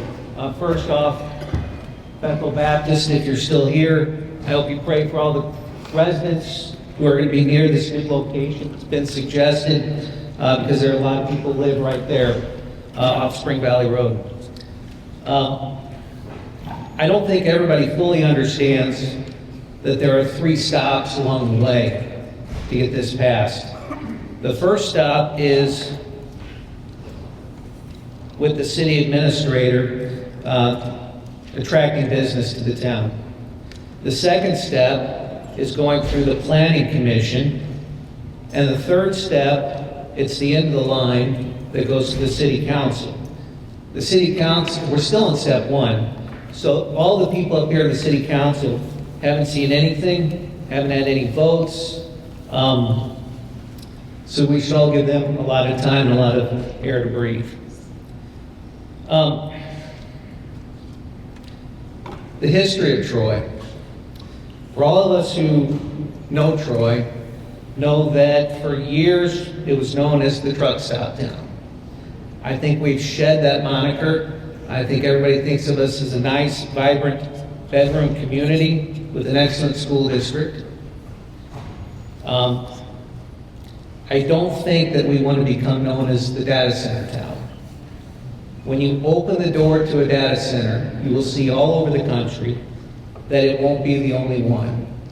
We will end up with numerous data centers, and that's what we will know. Well, that's what everybody will know us as. So I'd say regardless of location, regardless of promises, and regardless of money, when this process ends at the final stop with the city council, we really hope that they send cloverleaf packing. Thanks.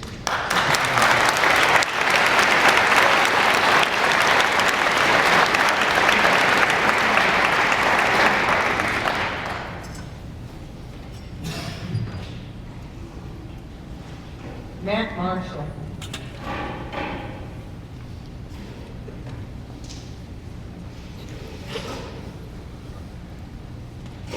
Hello, everybody. Got a little taller. Sorry. Just do it that way. Sorry, I'm an AV guy, so I'm like, I gotta be close to the mic. So my name is Matthew Marshall. I am the president of Go Therefore, which is an IT consulting firm. And our mission is to equip small businesses and nonprofits with tech so that they can fulfill their mission.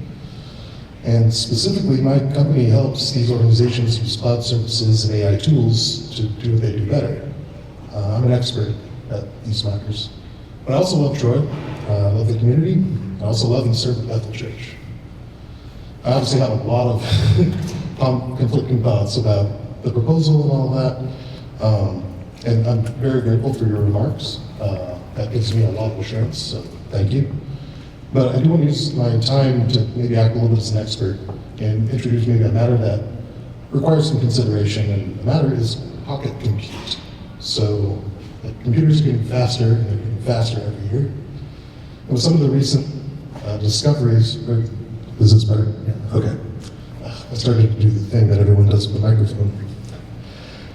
So computers are getting faster and they're getting faster every year. And with some of the recent discoveries of generative AI, the entire tech industry is pivoting to accelerate the advent of useful AI services. While there's a ton of conjecture about what AI will and will not do for us, there is one thing that's certain, and that's it started this gold rush for compute.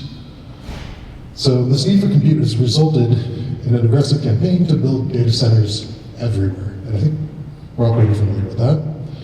But very few of us realize that there's already like a mountain of this gold that's already with us. It's in our homes, it's in our backpacks, it's in our pockets, it's literally even on my wrist.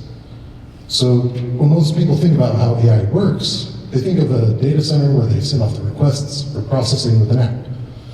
However, people have been using AI in the palm of your hand for years now. Every time you use Siri, every time you take a picture, every time you unlock your phone, even every time you swipe the screen, your devices are performing millions to billions of AI compute operations in order to make that experience smooth. And the device manufacturers are adding more and more of this power every year to these devices. And I think that this year could be the year of a giant leap from the cloud to the pocket. So I wanted to show you a super quick demo. You're not gonna be able to see it, but it's more about the point. So this is an app on my iPad. I have a prompt in there. I hit send. It is currently processing an AI prompt, and it's generating a response. But unlike pretty much every app everyone's using for that, this is being entirely processed on my tablet. No cloud at all. The generation of the model required the cloud, but not the execution. So, I'm able to run some of the same models I'm able to run the models that OpenAI and Google and others have released on my own hardware. They work on my Mac, work on my iPad, they even work on my phone. And it already works on yours. So, the problem is, it's like a software issue right now. But that software is being written as we speak to make this more accessible. And soon, like really soon, it'll be here. So, my initial questions were, what happens when the need for cloud compute changes? And what will happen to these data centers? And your remarks on the decommissioning, I forget the word for it, the bond or whatever the rule was on that. That's great, because that helps assuage what would happen if this data center somehow did become irrelevant. And I work in tech, I don't think data centers are going to become irrelevant overnight necessarily. But I do think there's a bit of this gold rush, and I do think there might be a little bit of coming back on that. These devices already have a lot more capability than we even know, and it's going to get better every year. So, basically, I'm glad to hear that we have a plan if this falls through, in the sense of it becoming obsolete. But I unfortunately didn't totally finish my conclusion. But do you guys have any questions from you guys about AI or how this kind of works? I got a million questions, but I'm sure you'll have time to answer them all. I can make some time. Well, call me at the office there, and we can sit down and talk. Yeah, I'd love to know anything you can tell me. We need to acquire as much information as possible. Yeah. Sounds good. Thank you very much.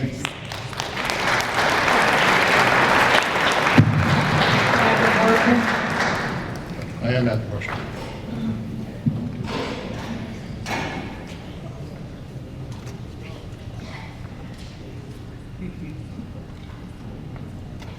Hi, my name is Kathy. My family has lived in Troy for 5 generations. I'm hoping it won't be the last. I'm going to touch on 2 different things. First, there was someone who adamantly argued in favor for the data center and pointed to the closest one in DeKalb, stating that their data proved it was beneficial and there was no arguing the data. As it happens, I have a cousin in DeKalb, so I reached out to her to ask about her experience. This is what she had to say. I haven't seen any tax relief. Our electric bills are sky high. Lots of traffic, lots of trucks. DeKalb has become a rough town, period. The data center hasn't helped improve the economy from my standpoint. Second is the following timeline, and this comes from the FOIA. A lot of this has been answered, but this is pre-written, so we're going to go ahead and move forward in case anybody didn't know. In March of 2025, Cloverleaf representatives met in person with the City of Troy officials to discuss a data center. This is the earliest point reflected in the documents that have since been released where that conversation happens. Residents didn't yet know that these conversations had started. In April and May of 2025, emails show Cloverleaf discussing power, land, and zoning as part of the data center development process. In one email, the developer described this type of project as, quote, typical story, on hold, then moving very quickly, referring to how these projects usually unfold once key pieces are in place. By August of 25, draft data center zoning language was being reviewed. Things like noise, cooling systems, and site design. Emails show a data center developer providing feedback on that draft language. People still hadn't been told that a data center was being considered. So at what point should the residents be included in this process? Thank you.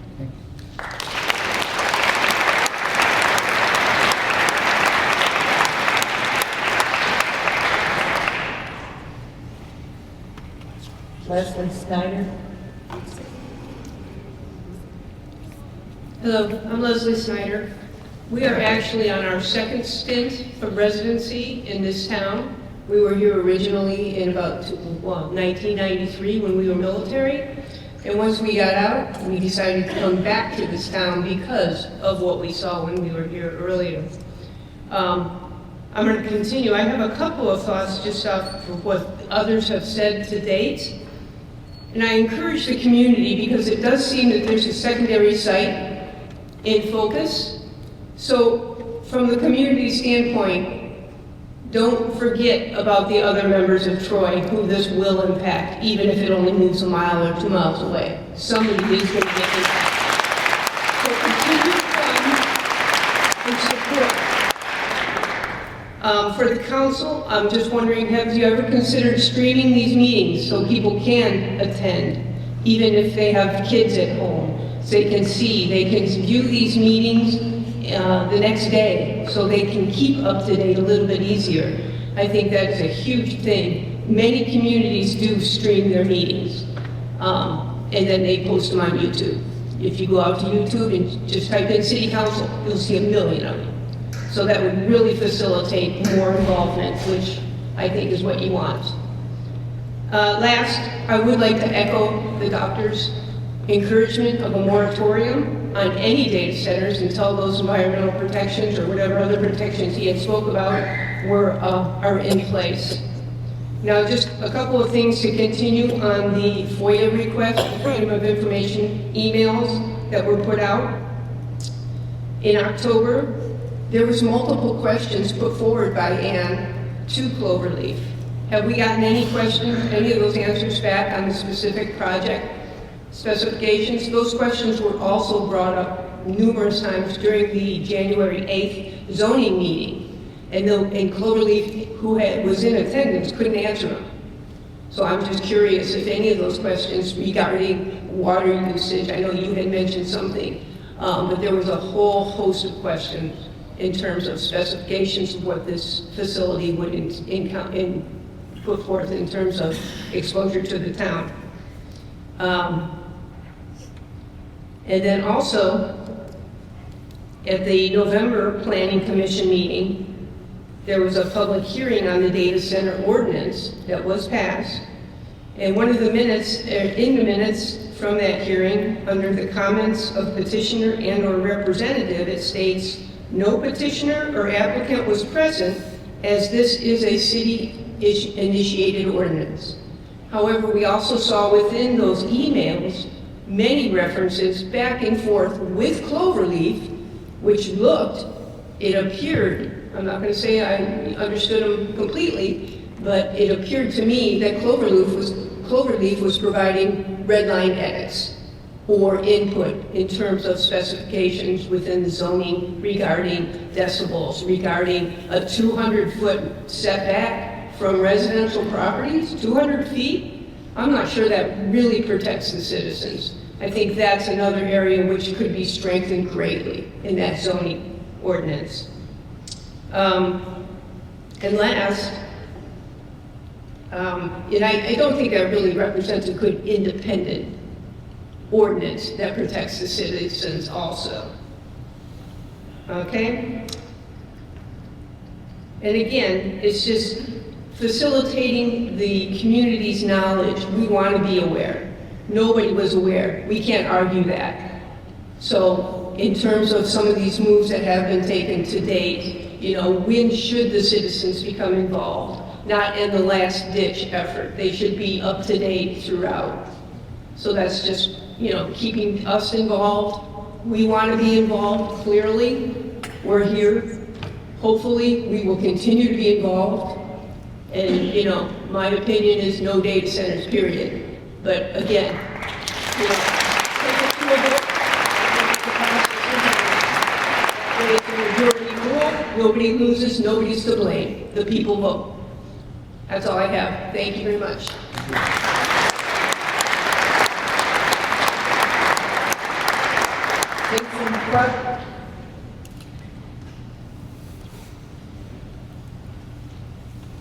How y'all doing? I appreciate y'all doing what you're doing for the town.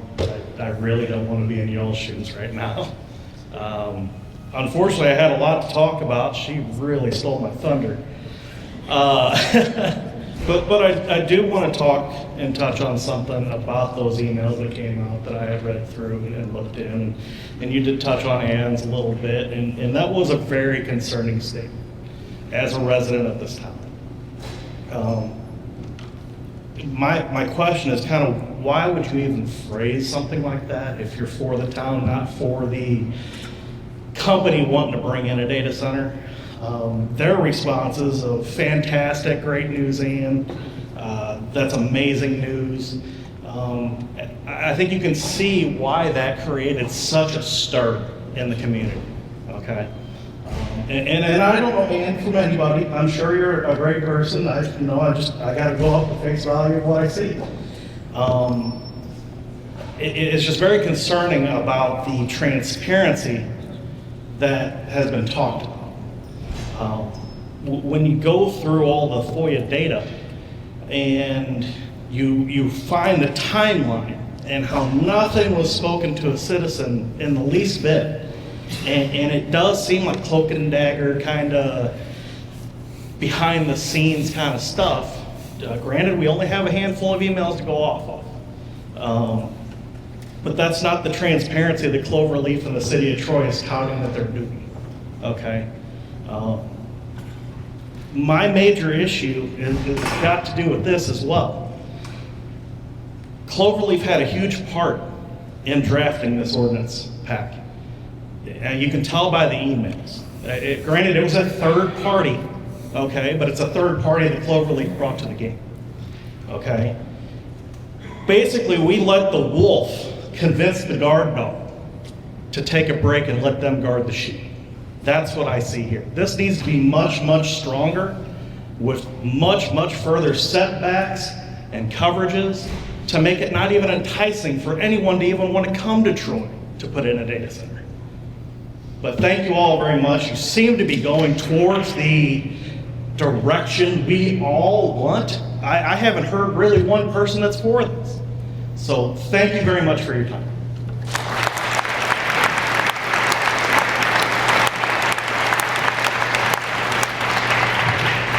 I would ask everyone to read that ordinance and judge for yourself. I feel like that ordinance has a lot of teeth in it. And through special use, we've added another layer of teeth. So I appreciate what you're saying. I appreciate your perspective because, I may have come to the same conclusion, but I can assure you, we're not letting data centers write ordinances for us. Was there some communication? Yeah, but they were worried. They were worried, well, what did we got to put in here? They're all answering, yeah, that's great, whatever, but please read that. I mean, it's a very good ordinance, I feel. I think it gives us a lot of strength in this situation. But I really appreciate you coming up. And we need to hear from people like you. Derek Ramert.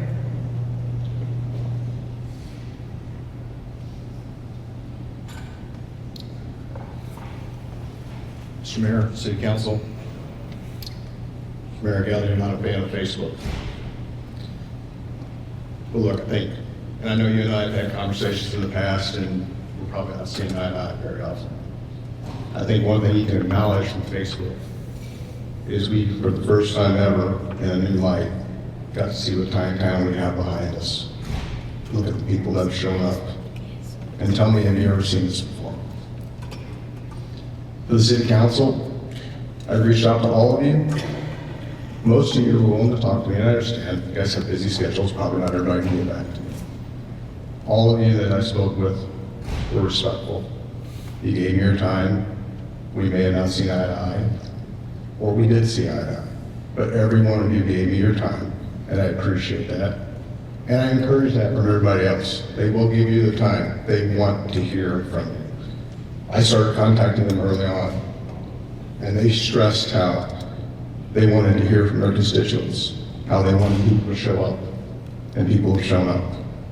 So I think you and I can agree on that tonight. Probably a little more unpopular, but continuing from the Freedom of Information Act, on December 12th, the city administrator emailed a representative from Google saying that Troy was interested in welcoming data centers, and they attached a recently passed resolution. To quote it, it says, as we discussed, the city of Troy, Illinois is interested in welcoming data centers to our area, and we would love to work with Google should the opportunity arise. Now locally, most of us are trying to understand that ordinance and the intent behind it. On December 15th was the first time that I got up and I spoke to the council. I raised concern that the language of the ordinance gave the impression that data centers were being anticipated or invited. As part of my comments that day, I stated that residents deserve clear answers to basic questions. What sites are being considered? What zoning changes or incentives are being discussed? And what strain this will put on utilities and infrastructure. The response that day was that the ordinance was created to protect the city without limiting up view limits. It was also stated the process to be transparent. Look, I share his concerns. After those FOIA documents were later released, it looks like that the developer has been helping out shape those ordinances. Do I think data centers are being welcome at the time? I do from some people. I don't know from all of you. Again, City Council, you guys were very nice to speak to. And you admitted you didn't have all the answers at that time, but you wanted to hear from the constituents. I think you've heard from the constituents, and whether they're being welcomed at that time or not, I think you've heard from the people that they're not welcome. And again, I'll close on that. I'll take this ordinance. We've been reading online. I'm happy to take a physical copy. But I encourage everybody in the room, as we've always said, to keep your voice heard, but stay respectful, stay engaged. You know, these people have had to deal with a lot, probably in the past month. But you got to see how nice they are listening to you, and hopefully you got to see how nice the citizens really are, because I don't think any of you have heard from them this much and this loud until this point. And I think we can all appreciate that.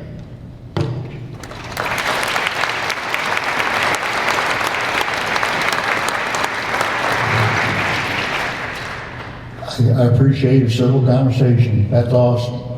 I just want to clarify a couple of things. Jay's job is to bring industry development to town, per my instruction. Then it goes through planning, and it goes to the council, and ultimately you guys decide what we do and do not take. You know, when you start talking about big numbers and the big projects we have ahead of us, sewer plant, water plant, the $100 million worth of schools, his job is to put that on the table for us. He's done a great job of that. You know, we as citizens and planning and aldermen will take that to the next level and decide if that's healthy and that's exactly what we want. But everyone, Ann and Jay both, have done exactly what I've directed them to do. Again, the minutes and board docs, please get involved with that. I think that's going to answer a lot of your questions and a lot of your transparency concerns. But thank you for your little speech. I appreciate you. Matt Bernitius. Hi, I'm Matt Reginus. I spoke 2 weeks ago. My wife and I own Canine Social of Troy, just out in front of RP Lumber, and we also live off of Spring Valley. So either one of these locations would significantly impact us. I'm very opposed to it. I want to start first by acknowledging I did reach out and spoke to several aldermen and echo the comments. Very respectful conversations. Really appreciate your efforts and discussions. Mayor, appreciate your comments as well. You have all done a great job in developing the city. I totally understand and respect Jay's job is to bring in development to the city. Nobody, I'm sure there's a couple, that have complained about a Starbucks and a Blanquet, except everybody's entitled to that view, but overwhelmingly people support that. This type of project is just on a totally different scale, right? And so what other communities have done is ask for 60 days to hear things out, or 6 months to hear things out, get some folks involved. Going back into some of these emails on this ordinance, I have read the ordinances, and I understand that they are written at the beginning to protect Troy.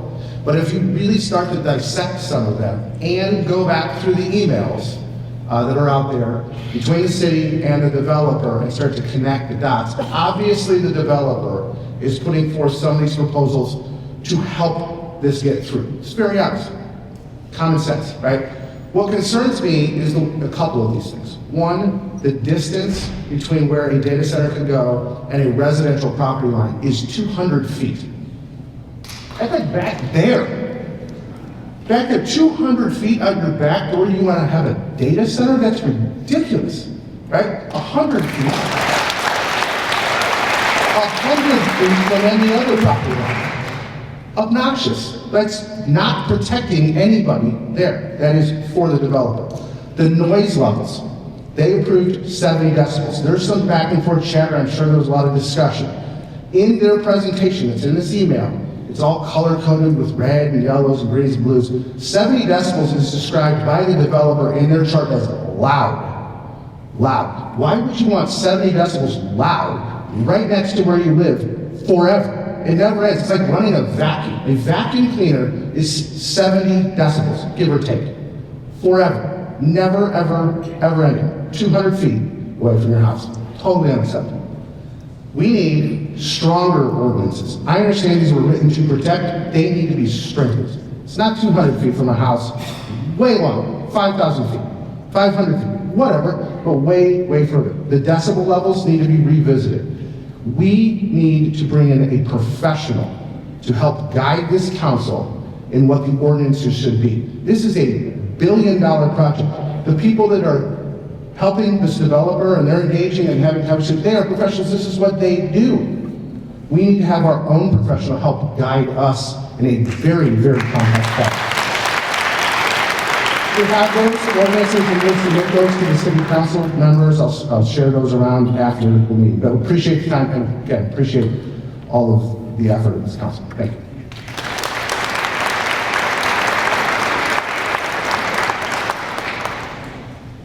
Jackie Royer.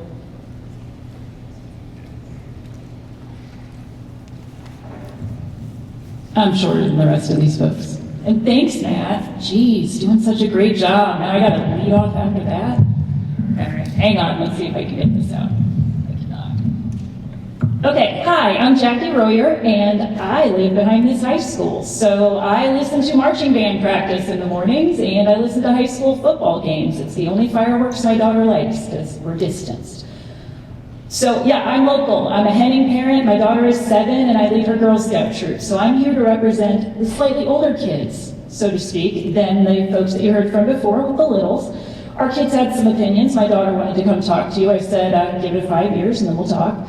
But a few things I want to talk about, really, that a lot of the things I had written down have been covered, but you guys mentioned numbers. So you want some numbers? I got some numbers. I have 14 brownies who would provide you lots of reasons they don't want a data center, like the vacuum noise constantly. I don't want it.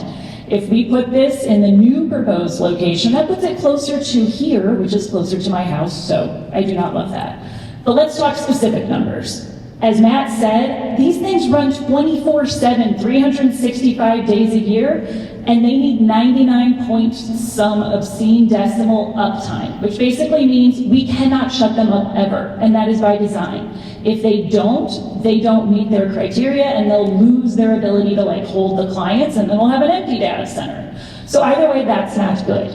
That means they're running these diesel generators, and I gotta be honest, all the research I've done, University of Michigan has a great paper out there, and everything shows that, to be honest, the Cloverleaf folks like to hire PR people to talk to you, and they tell Jay all these rosy things, they tell the mayor beautiful things, but actual studies show that emissions from those generators, here come the numbers, 662% higher than what they provide you data-wise. That is what independent studies show. Independent studies show that residents are going to see energy bills of at least $40 or more per month in addition to their current bills. That's what they're seeing in Georgia and Virginia, and that's before the whole thing gets really deep. A couple of other numbers for you. So when Cloverleaf and other companies come in, like they did in Memphis, and that's the X facility, one of Elon Musk's things, he has the Colossus in Memphis. He made everybody in the city sign NDAs, and then he snuck in some illegal gas-driven, hold on, let me get the exact word right, so I'm gonna say it wrong. He brought in these gas turbines, and they're emitting 79% greater nitrogen dioxide, which for all those folks with asthma, this is no good. We do not want that. So these are just a few of the numbers. A couple more numbers I want to throw out there for you. We've heard a lot about taxes, but that's not what the studies are showing. They're showing, as somebody mentioned earlier, that the tax breaks go to the corporation and not to us, that we're not going to really see that revenue for a long time. In fact, it's showing that we provide $2 million in tax breaks for every job that is actually permanent at a data center. $2 million. How many years would that person have to work to put $2 million back into the tax system? How many houses would they have to buy in Troy? That's a lot. That's a lot of houses. So the other thing I just want to throw out there, and then I have one more number for you. I promise numbers, and I'm going to deliver. Cloverleaf has been turned away by a lot of communities. Wisconsin does not love them. Greenleaf, Wisconsin said go away. Carlton, Wisconsin said go away. But they like to talk about Port Washington. They say that's their big success story. But Port Washington citizens are angry. They have filed multiple legal challenges, and they're trying to recall their mayor. I do not want us here in Troy to be in that situation. I do not want all of you in that situation. I do not trust Cloverleaf. I do not trust them at all. I trust you, but I don't trust them. That's a big deal. I think they're good. Okay, so I have 2 more numbers and then I'm done. First number I have for you. We were on a phone call recently with some folks from across the state of Illinois, and there was a young lady on there. She's going to get us some documentation for you as well. Her family farm was appraised several months before a data center started moving into her town. And then the data center came in and they decided, we don't want to be here, we're not going to farm. They tried to sell and their property values dropped by 35%. When ground had just broken, and they're not even able to sell some of their plots. I worry big time about that piece. I worry for all of us. A lot of houses are near these proposed sites, And frankly, I don't know about you, I don't want to move. I've heard several people say they don't want to move. We've only been here 3 years, but I like it. I want to stay. I will say, I love the 30-day limit. Let's keep the pressure on them. They put a lot of pressure on you and on all of us. Let's push it back. If they really want to do this, they better come in with something amazing and lots of way better numbers. Thank you.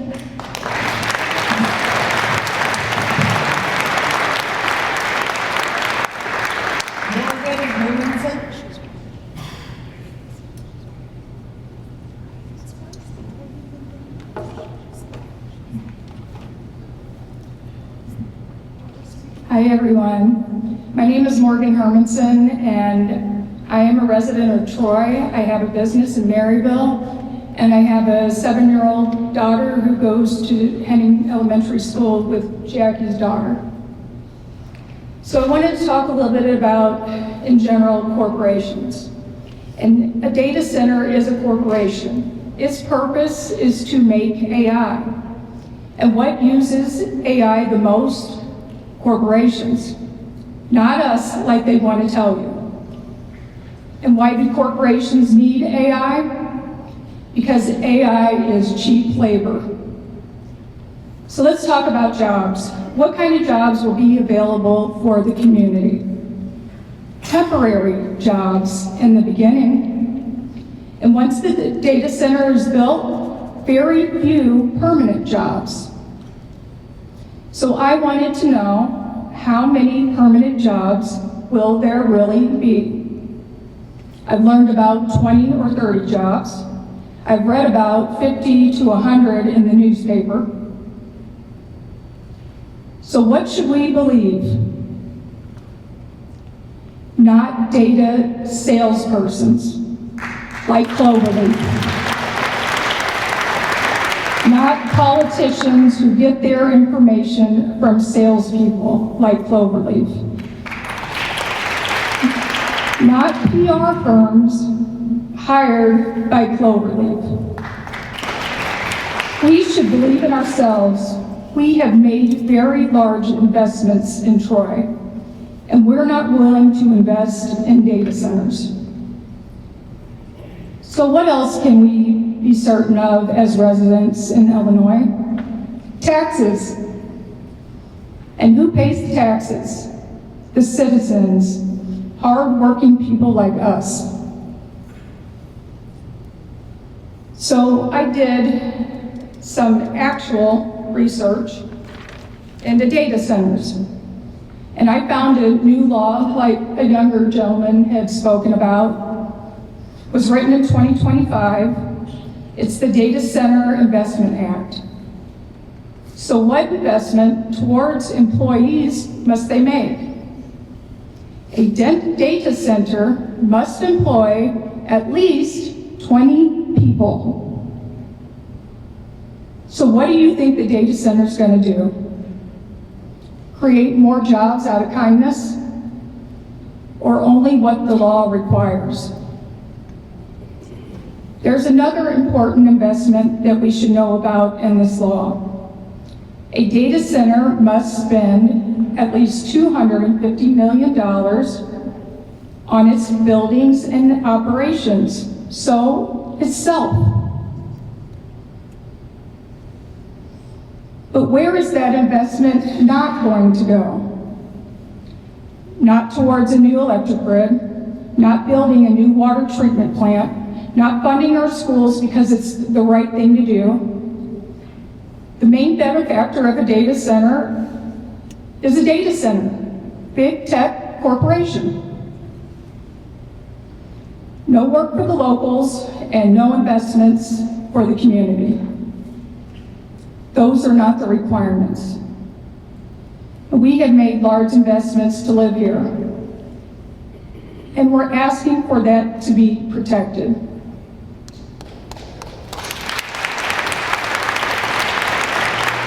Mayor Nahn and council members, please say no to data centers. Not in Troy, not in Madison County. Thank you.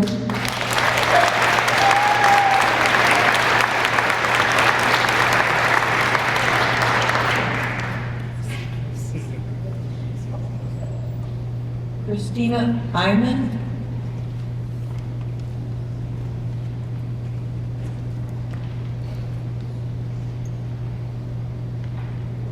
Hi, I'm Christina Hyman. I'm not going to talk about data centers. I'm going to give you a break for a minute. Good evening, Mayor, members of the Troy City Council, city staff, neighbors, and friends. My name is Christina Hyman, and I'm the owner of Troy Car Care. I'd like to begin by sincerely thanking the City Council and city staff for allowing us the opportunity to open our auto repair shop here in Troy, Illinois. Your support of small, locally owned businesses truly matters, and we are incredibly grateful to be welcomed into this community. When we decided to open Troy Car Care, we didn't just see a building or a business opportunity, we saw a responsibility. Reliable transportation is essential to everyday life. Families depend on their vehicles to get to work, to school, and safely home at the end of the day. Our mission is to provide honest, high-quality auto repair and a place where customers feel respected, informed, and never pressured. We built Troy Car Care on transparency and trust. That means clear communication, accurate diagnostics, and taking the time to explain what a vehicle needs, and just as importantly, what it doesn't. We want our customers to feel confident when they leave our shop, not overwhelmed. And I'm also proud to share that Troy Car Care is now an official Napa Auto Care Center. The designation reflects nationally recognized standards for quality, training, and customer service. It also allows us to offer a nationwide warranty honored at thousands of Napa Auto Care locations across the country, giving our customers peace of mind whether they're driving across towns or state lines. We're locally owned, veteran-owned, locally staffed, and deeply invested in Troy. That means creating local jobs, supporting other small businesses, and giving back to the community wherever we can. We plan to be here for the long haul, growing alongside the city and serving our neighbors with integrity. To the residents here tonight, thank you for the warm welcome. We invite you to stop by Troy Car Care, meet our team, ask questions, and get to know us, even if you don't need repairs right now. We're here to be a trusted resource for this community. Once again, thank you to the Troy City Council for believing in a small business like ours. We're honored to be a part of Troy, proud to serve as a Napa Auto Care Center, and excited to support this community for many years to come. Thank you for your time and your support.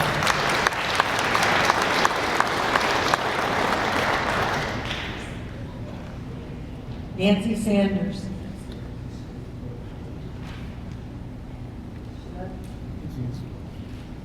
Nancy, are you out there? Bob Ramsey. My name is Bob Ramsey, and I live with my wife here in Troy, and I have never been to a data center before in my life. I have no idea, really, how noisy they are, how abusive they are. Everything I've learned about data centers, I've learned from this meeting tonight and from Facebook. And it's a little hard to trust Facebook. And I find it a little bit hard to trust governments too. But I want to.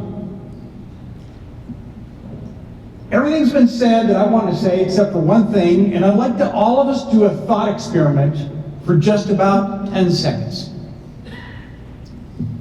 If there was no revenue, if there was no promise of money, if there was no tax base and no money rolling in, would we still choose a data center? Is it like a park? A beautiful park that would be good for our community? Or is it like a sports thing like Edwardsville did? A sports center where it's good for our kids? Is it like that? Or it has no redeeming quality of its own, it's just the money?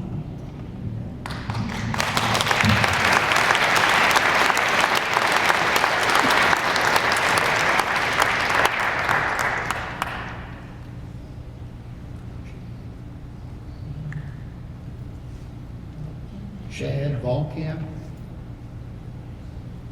Chad, out there?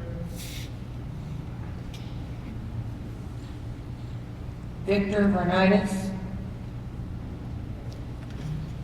Victor? That's it. Quick double check. Everybody being able to speak. Anybody? Come on up. Mayor? Yes, sir. I'd like to make I signed up 2 weeks ago online. All right, come on up. You can go first. You're up. You're in line. Come on up.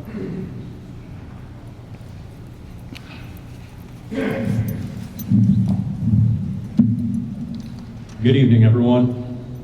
I appreciate you being here tonight. Thank you for having us. I got here late. It was a long day. A couple kids at home, 12, 7, here in the schools in Troy. Is there anyone here from Cloverleaf? Okay, so that answers the first question. Some of you may have seen, my name is Ken Jackson, by the way. Some of you may have seen some of my emails coming around. I emailed Cloverleaf. They were very, very responsive when I first introduced myself as an IT professional and project manager. The second I became critical of their responses, they ceased all communication. I tried to copy every single person from the city of Troy's government on my responses. I got no responses after I became critical of Cloverleaf. Now, as I said, I'm an IT project manager. I've managed projects inside small, compared to this, very, very small data centers, government data centers. And they grow exponentially when you start talking about this size and scale of a data center. I can't give details because of the nature of the work, but there's a data center in the city that is a room about this size. And it consumes, because of, and I say the city of St. Louis, it is capped at just over 200 kilowatts. That's a fraction of what we're talking about here in Troy. And what I was really hoping that Cloverleaf would be here to answer is what equipment they are talking about putting in this building. The power consumption that they're asking for, is it full capacity? What kind of equipment is it? Because if it's not full capacity and the size that they are asking for this footprint to be does not tell me that it is a full capacity proposal, which tells me in the future, they are probably going to come back and say they need more power, they need more water, and they are going to increase the outputs of the negative things that this town is worried about. I will cede the floor at this point and thank you, and I hope you all have something to think about. And if you have any questions, please feel free to reach out. I believe you all have my email address and phone number. Have a good night.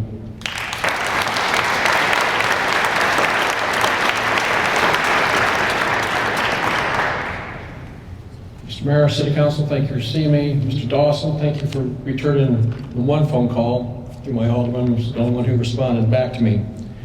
I have actual facts that these people will need to know. Most of these plants and designs are done in industrial parks. I have no problem to understand that the city of Troy needs to expand in order to grow. I have no problem with that whatsoever. But you need to design an industrial park and place it in some place like that so that the farmers, the neighborhoods are not imposed by any such nature. Most of these places, they're designed to be shaped like a U, like a horseshoe. So all that sound gets pushed out that opening. So you have to watch where they're going to decide to wind up putting this place.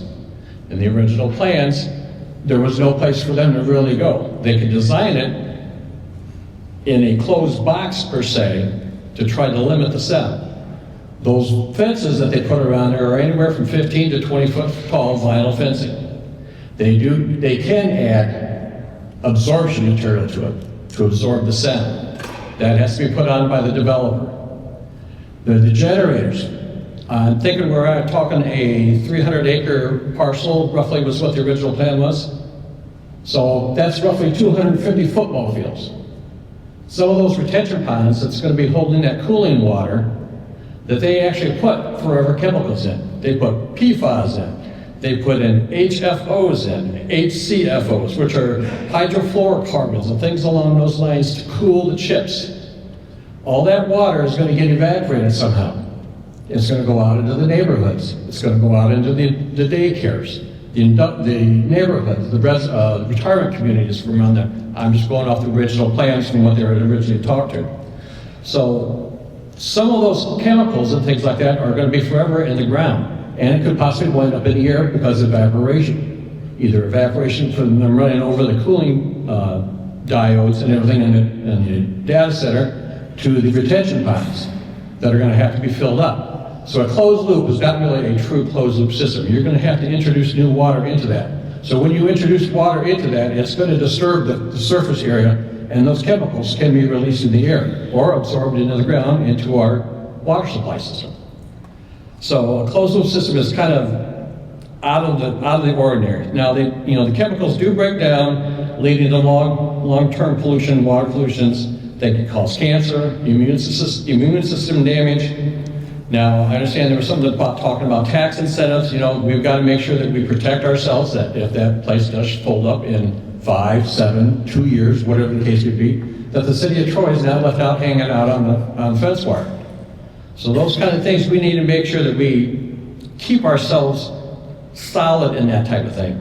Now, as far as the other, once you get those fencing, the tall fencing like that, it's going to look like a penitentiary or prison. You've got the substations. You're going to get the hum from the substation constantly going off. A power data center of this size is probably going to run anywhere between 8 to 15 generators. That the noise itself is going to be a problem. Now you understand we've got a noise ordinance, which is good, but you can also make demand that they put insulation inside the generator systems. You can have them put scrubbers on the exhaust to eliminate majority of the pollutants. I'm sure there's something that's always going to get by out there on those occasions. So all the sound deadening and substation sounds, you've got to be able to make sure that the developer pockets that cost, not the city of Troy, so that we're not left hanging out on the wire. And I understand when you go to inspect some of these places, you're going to get taken around by a real estate agent. Does the real estate agent show you the back alley where the dumpsters are at, and the garbage cans, and the weeds growing in the backyard? No, I'm pretty sure they don't. They're going to show you pristine. All right, we're not going to run anything in the building while these guys are here doing the tour. We've got to make it quiet. Don't run the generators. Don't do anything. Make it look all nice roses and unicorns and butterflies, whatever the case may be. Don't get fooled by that. Make sure that you guys do your due diligence. Look to see from other communities that have put them in. Now, the majority in the Illinois are all in the Chicagoland area. Majority of those, 90% of those are in industrial parks, and those are settings and things along those lines. So you've got to make sure that you protect yourselves. And I understand the city's got to grow. Personally, I would not rather like to see it in the city of Troy. Put it out in a farmland. Design a true industrial park. Put it out there. Make them use that out there. So you've got the sound deadening of 270, 55, those noise areas like that, like they do up in the Chicagoland area. They built them around the highways, freeways up there, so that the road traffic sounds drown out some of the other sounds. But that's not that the neighborhoods, the daycares, the residents, the retirement communities, all these people will have to suffer from, because that sound will carry a 3-mile radius. I'll be the one, if they do just put one in here, I'll be the one inspecting the generators for the installation. And I don't want to have to go across the street to inspect the daycare and see a bunch of kids coughing. And that's just not what I want to see in the city of Troy. We're better than that. So I'd like to see us move forward, figure out something that's going to be a better fit for this community, find out from the citizens, what would you like to see in the city? I understand Mr. Kelvin, are you Mr. Kelvin? I heard a voice over here because we're around the corner. Mr. Kelvin? Yeah. So he wants to find other businesses in town. Get some suggestions from the public out there. Do you guys ever kind of do any kind of a public input? We'd like to see, what would you guys like to see here? Would you like to see the Park North thing, the golf thing that's like in Edwardsville? Do you want to see a bigger trail, a walking trail in the city? Do you want to see more sit-down restaurants? Do you want more fast food? Do you want, what kind of entertainment would you like to see in these areas? Has that ever been done with the city of Troy? I'm just asking. Now, the one lady said, streaming was going to be a beneficial thing for you guys, because the people can sit at home, watch it the very next day, contact their alderman, and go, hey, I'm not too hip about this, or hey, that's a great idea. You've got my vote. Keep pushing forward with something like this. Keep the public involved. Keep that transparency as just as clear as glass. It's my opinion, and that's all I got to say to that. Thanks.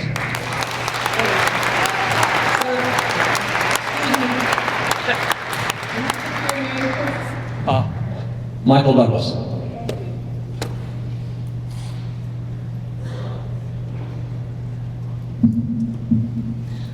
My name's Michelle Falby, and I do not envy your job one bit, but what I would like to say is, if there are people that are stalking you, threatening you, harassing you, showing up at your homes, that should be stopped, and if it takes the law to stop them, I would think something should be done to stop that. You should not have to put up with that.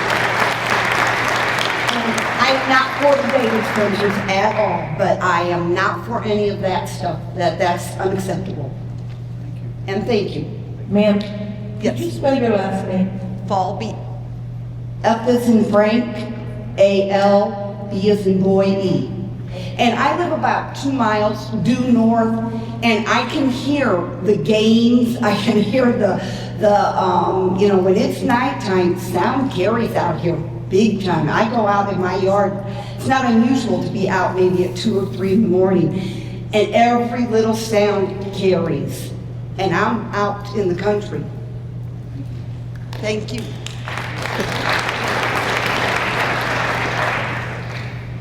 Hey, good evening, everyone. My name is Jim Bowers, and I am not a resident of Troy, but I am here a lot because I am a member of Providence Presbyterian Church.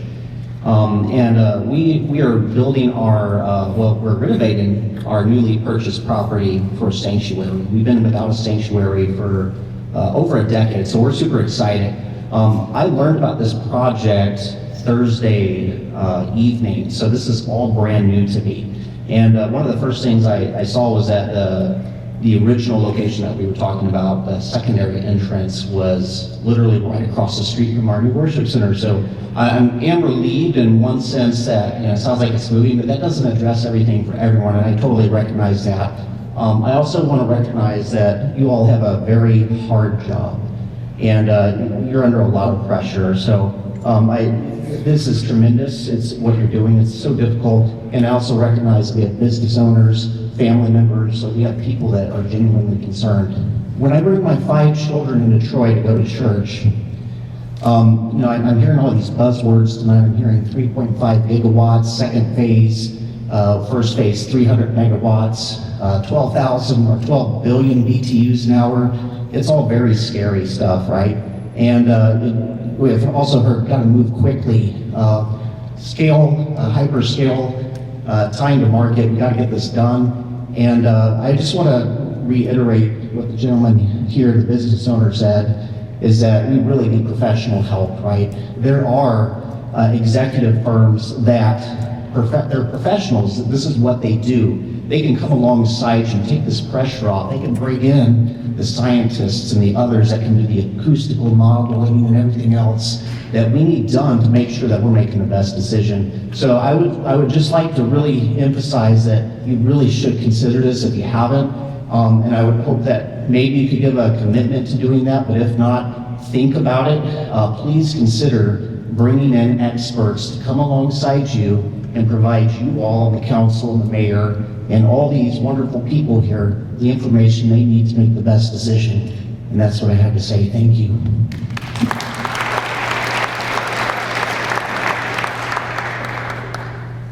Guess I'll get on my toes here. I'm Jane Mercer. I'm an engineer, project manager. I've seen a lot of presentations, sat through a lot of developers.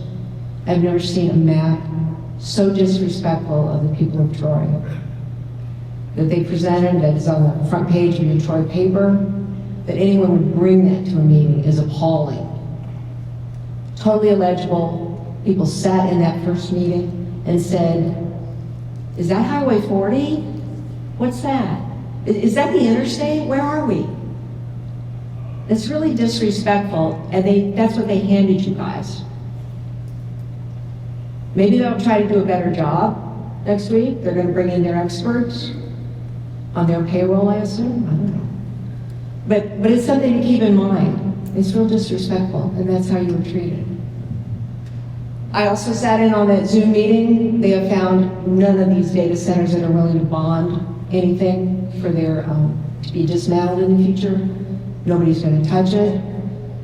And I think someone also at the meeting mentioned, I think it's the Aurora data center. There was some kind of glitch with something, and they ran generators for days.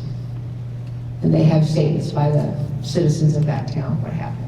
This is recently, like I think in the last year. So it's worth looking at. Thank you.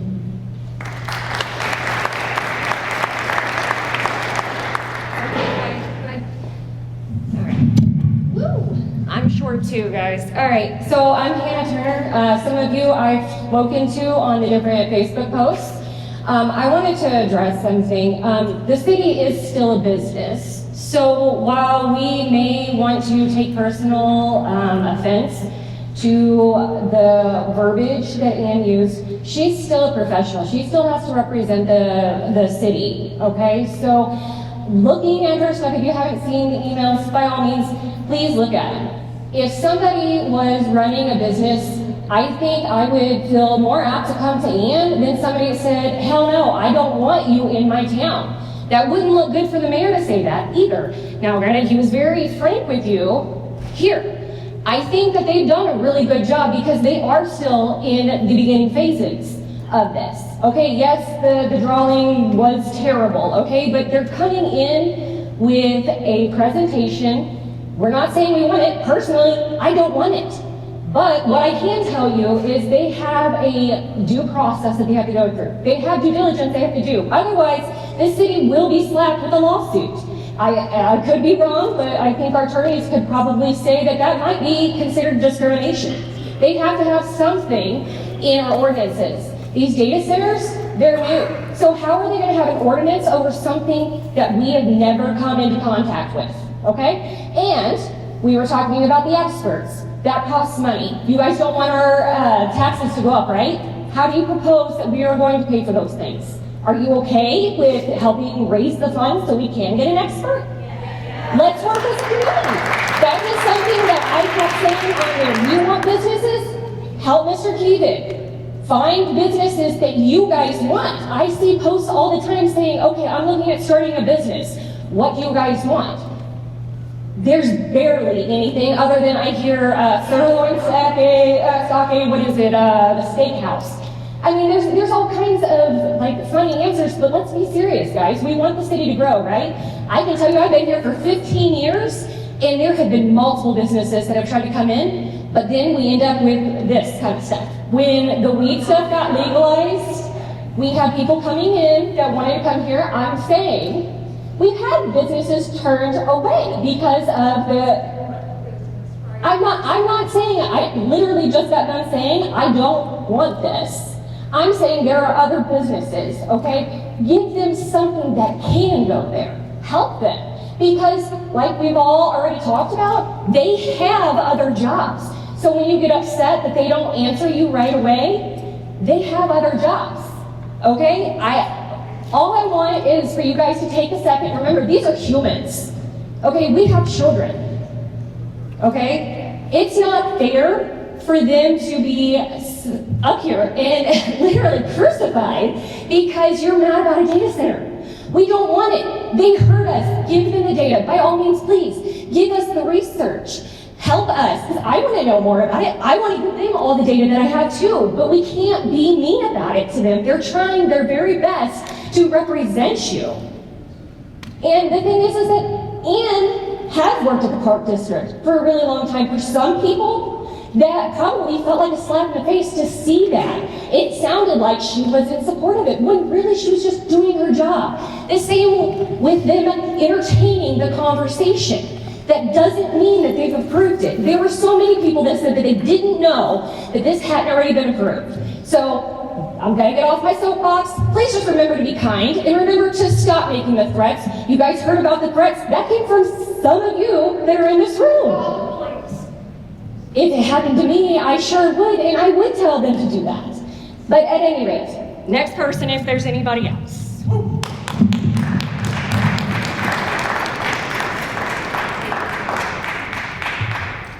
All right, last chance. Once again, we appreciate you all very much. We want to hear your voices. You spoke loud and clear this evening. We've taken it all in, and we'll consider everybody when we make our decisions. But like I said, we're going to expedite this. This has been tearing our community apart, and now it's time that it stops. So we appreciate you coming down. Keep the positive attitudes. We're all in this together. We'll get through this together, and we'll come out better for it. So thank you. I need a motion to adjourn.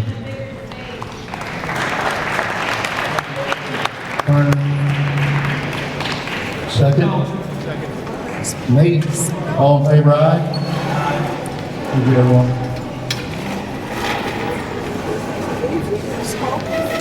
And that's it. I said at the end I would share some of my thoughts on AI and data centers again, and here they are.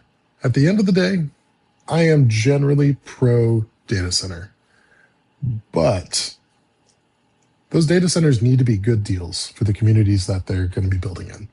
And I don't think it's a good deal for Troy. The Troy residents don't think it's a good thing for Troy.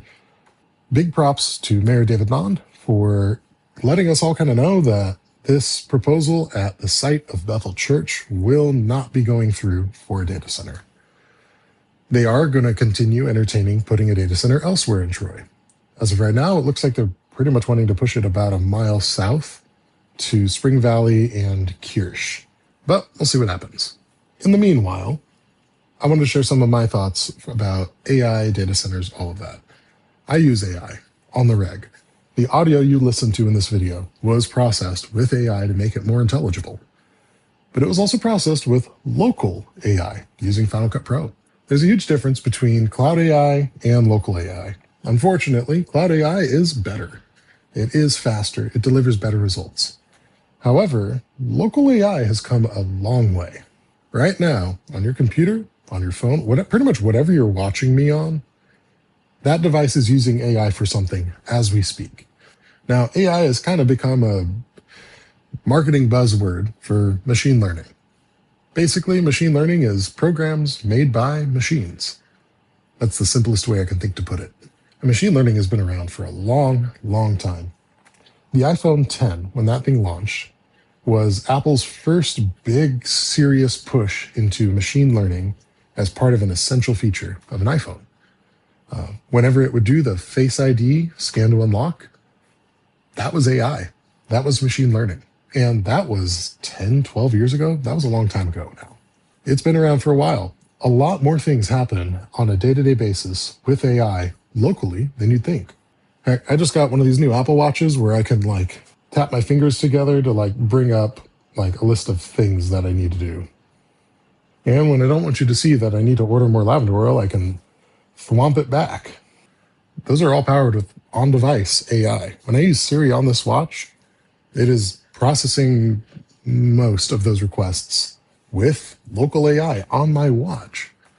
Local AI is a lot more powerful than you'd think. Here's another super quick tech demo. Here on my iPad, I can use this locally AI app to process AI requests locally.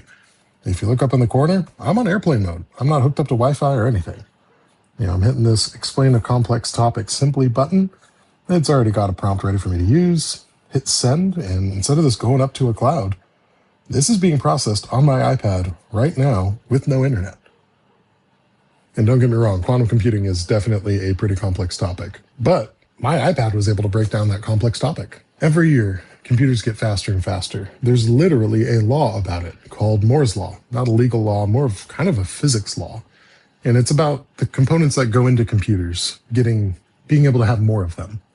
They happen at a very linear scale. And generally that scale is twice as fast every 2 years. With some of the AI stuff going on, really they're just figuring out how to put those in a little bit of a different arrangement. And we're seeing even more broad leaps and gains year over year. Here's a project I'm working on for myself. I use an app on my Mac called LM Studio. And it lets me run a pretty large language model, AI, on my computer.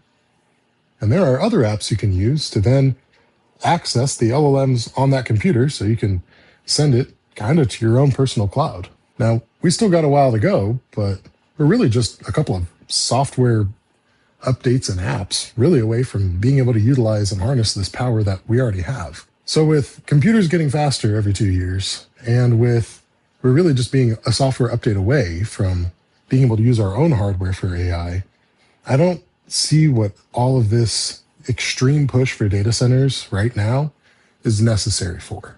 Unless we start to get into conspiracy town, but I don't think we want to go there today. Some upcoming important dates. On Tuesday, February 10th, Cloverleaf is going to present at Triad High School at 6 p.m. about their proposal for the city of Troy. And on February 12th, the Planning Commission is going to meet. To my understanding, the Planning Commission will be voting on whether to proceed with any of Cloverleaf's proposals. But anyway, thanks for hanging along. If you like me and you want to hear more from me, hit subscribe. If you're interested specifically in encouraging responsible growth for Troy, Illinois, follow that YouTube page listed below. And if you're interested in hiring me for business, look at my company, Go Therefore, and we'd love to get you going. Thanks for hanging along. More to come soon. See you then. Bye.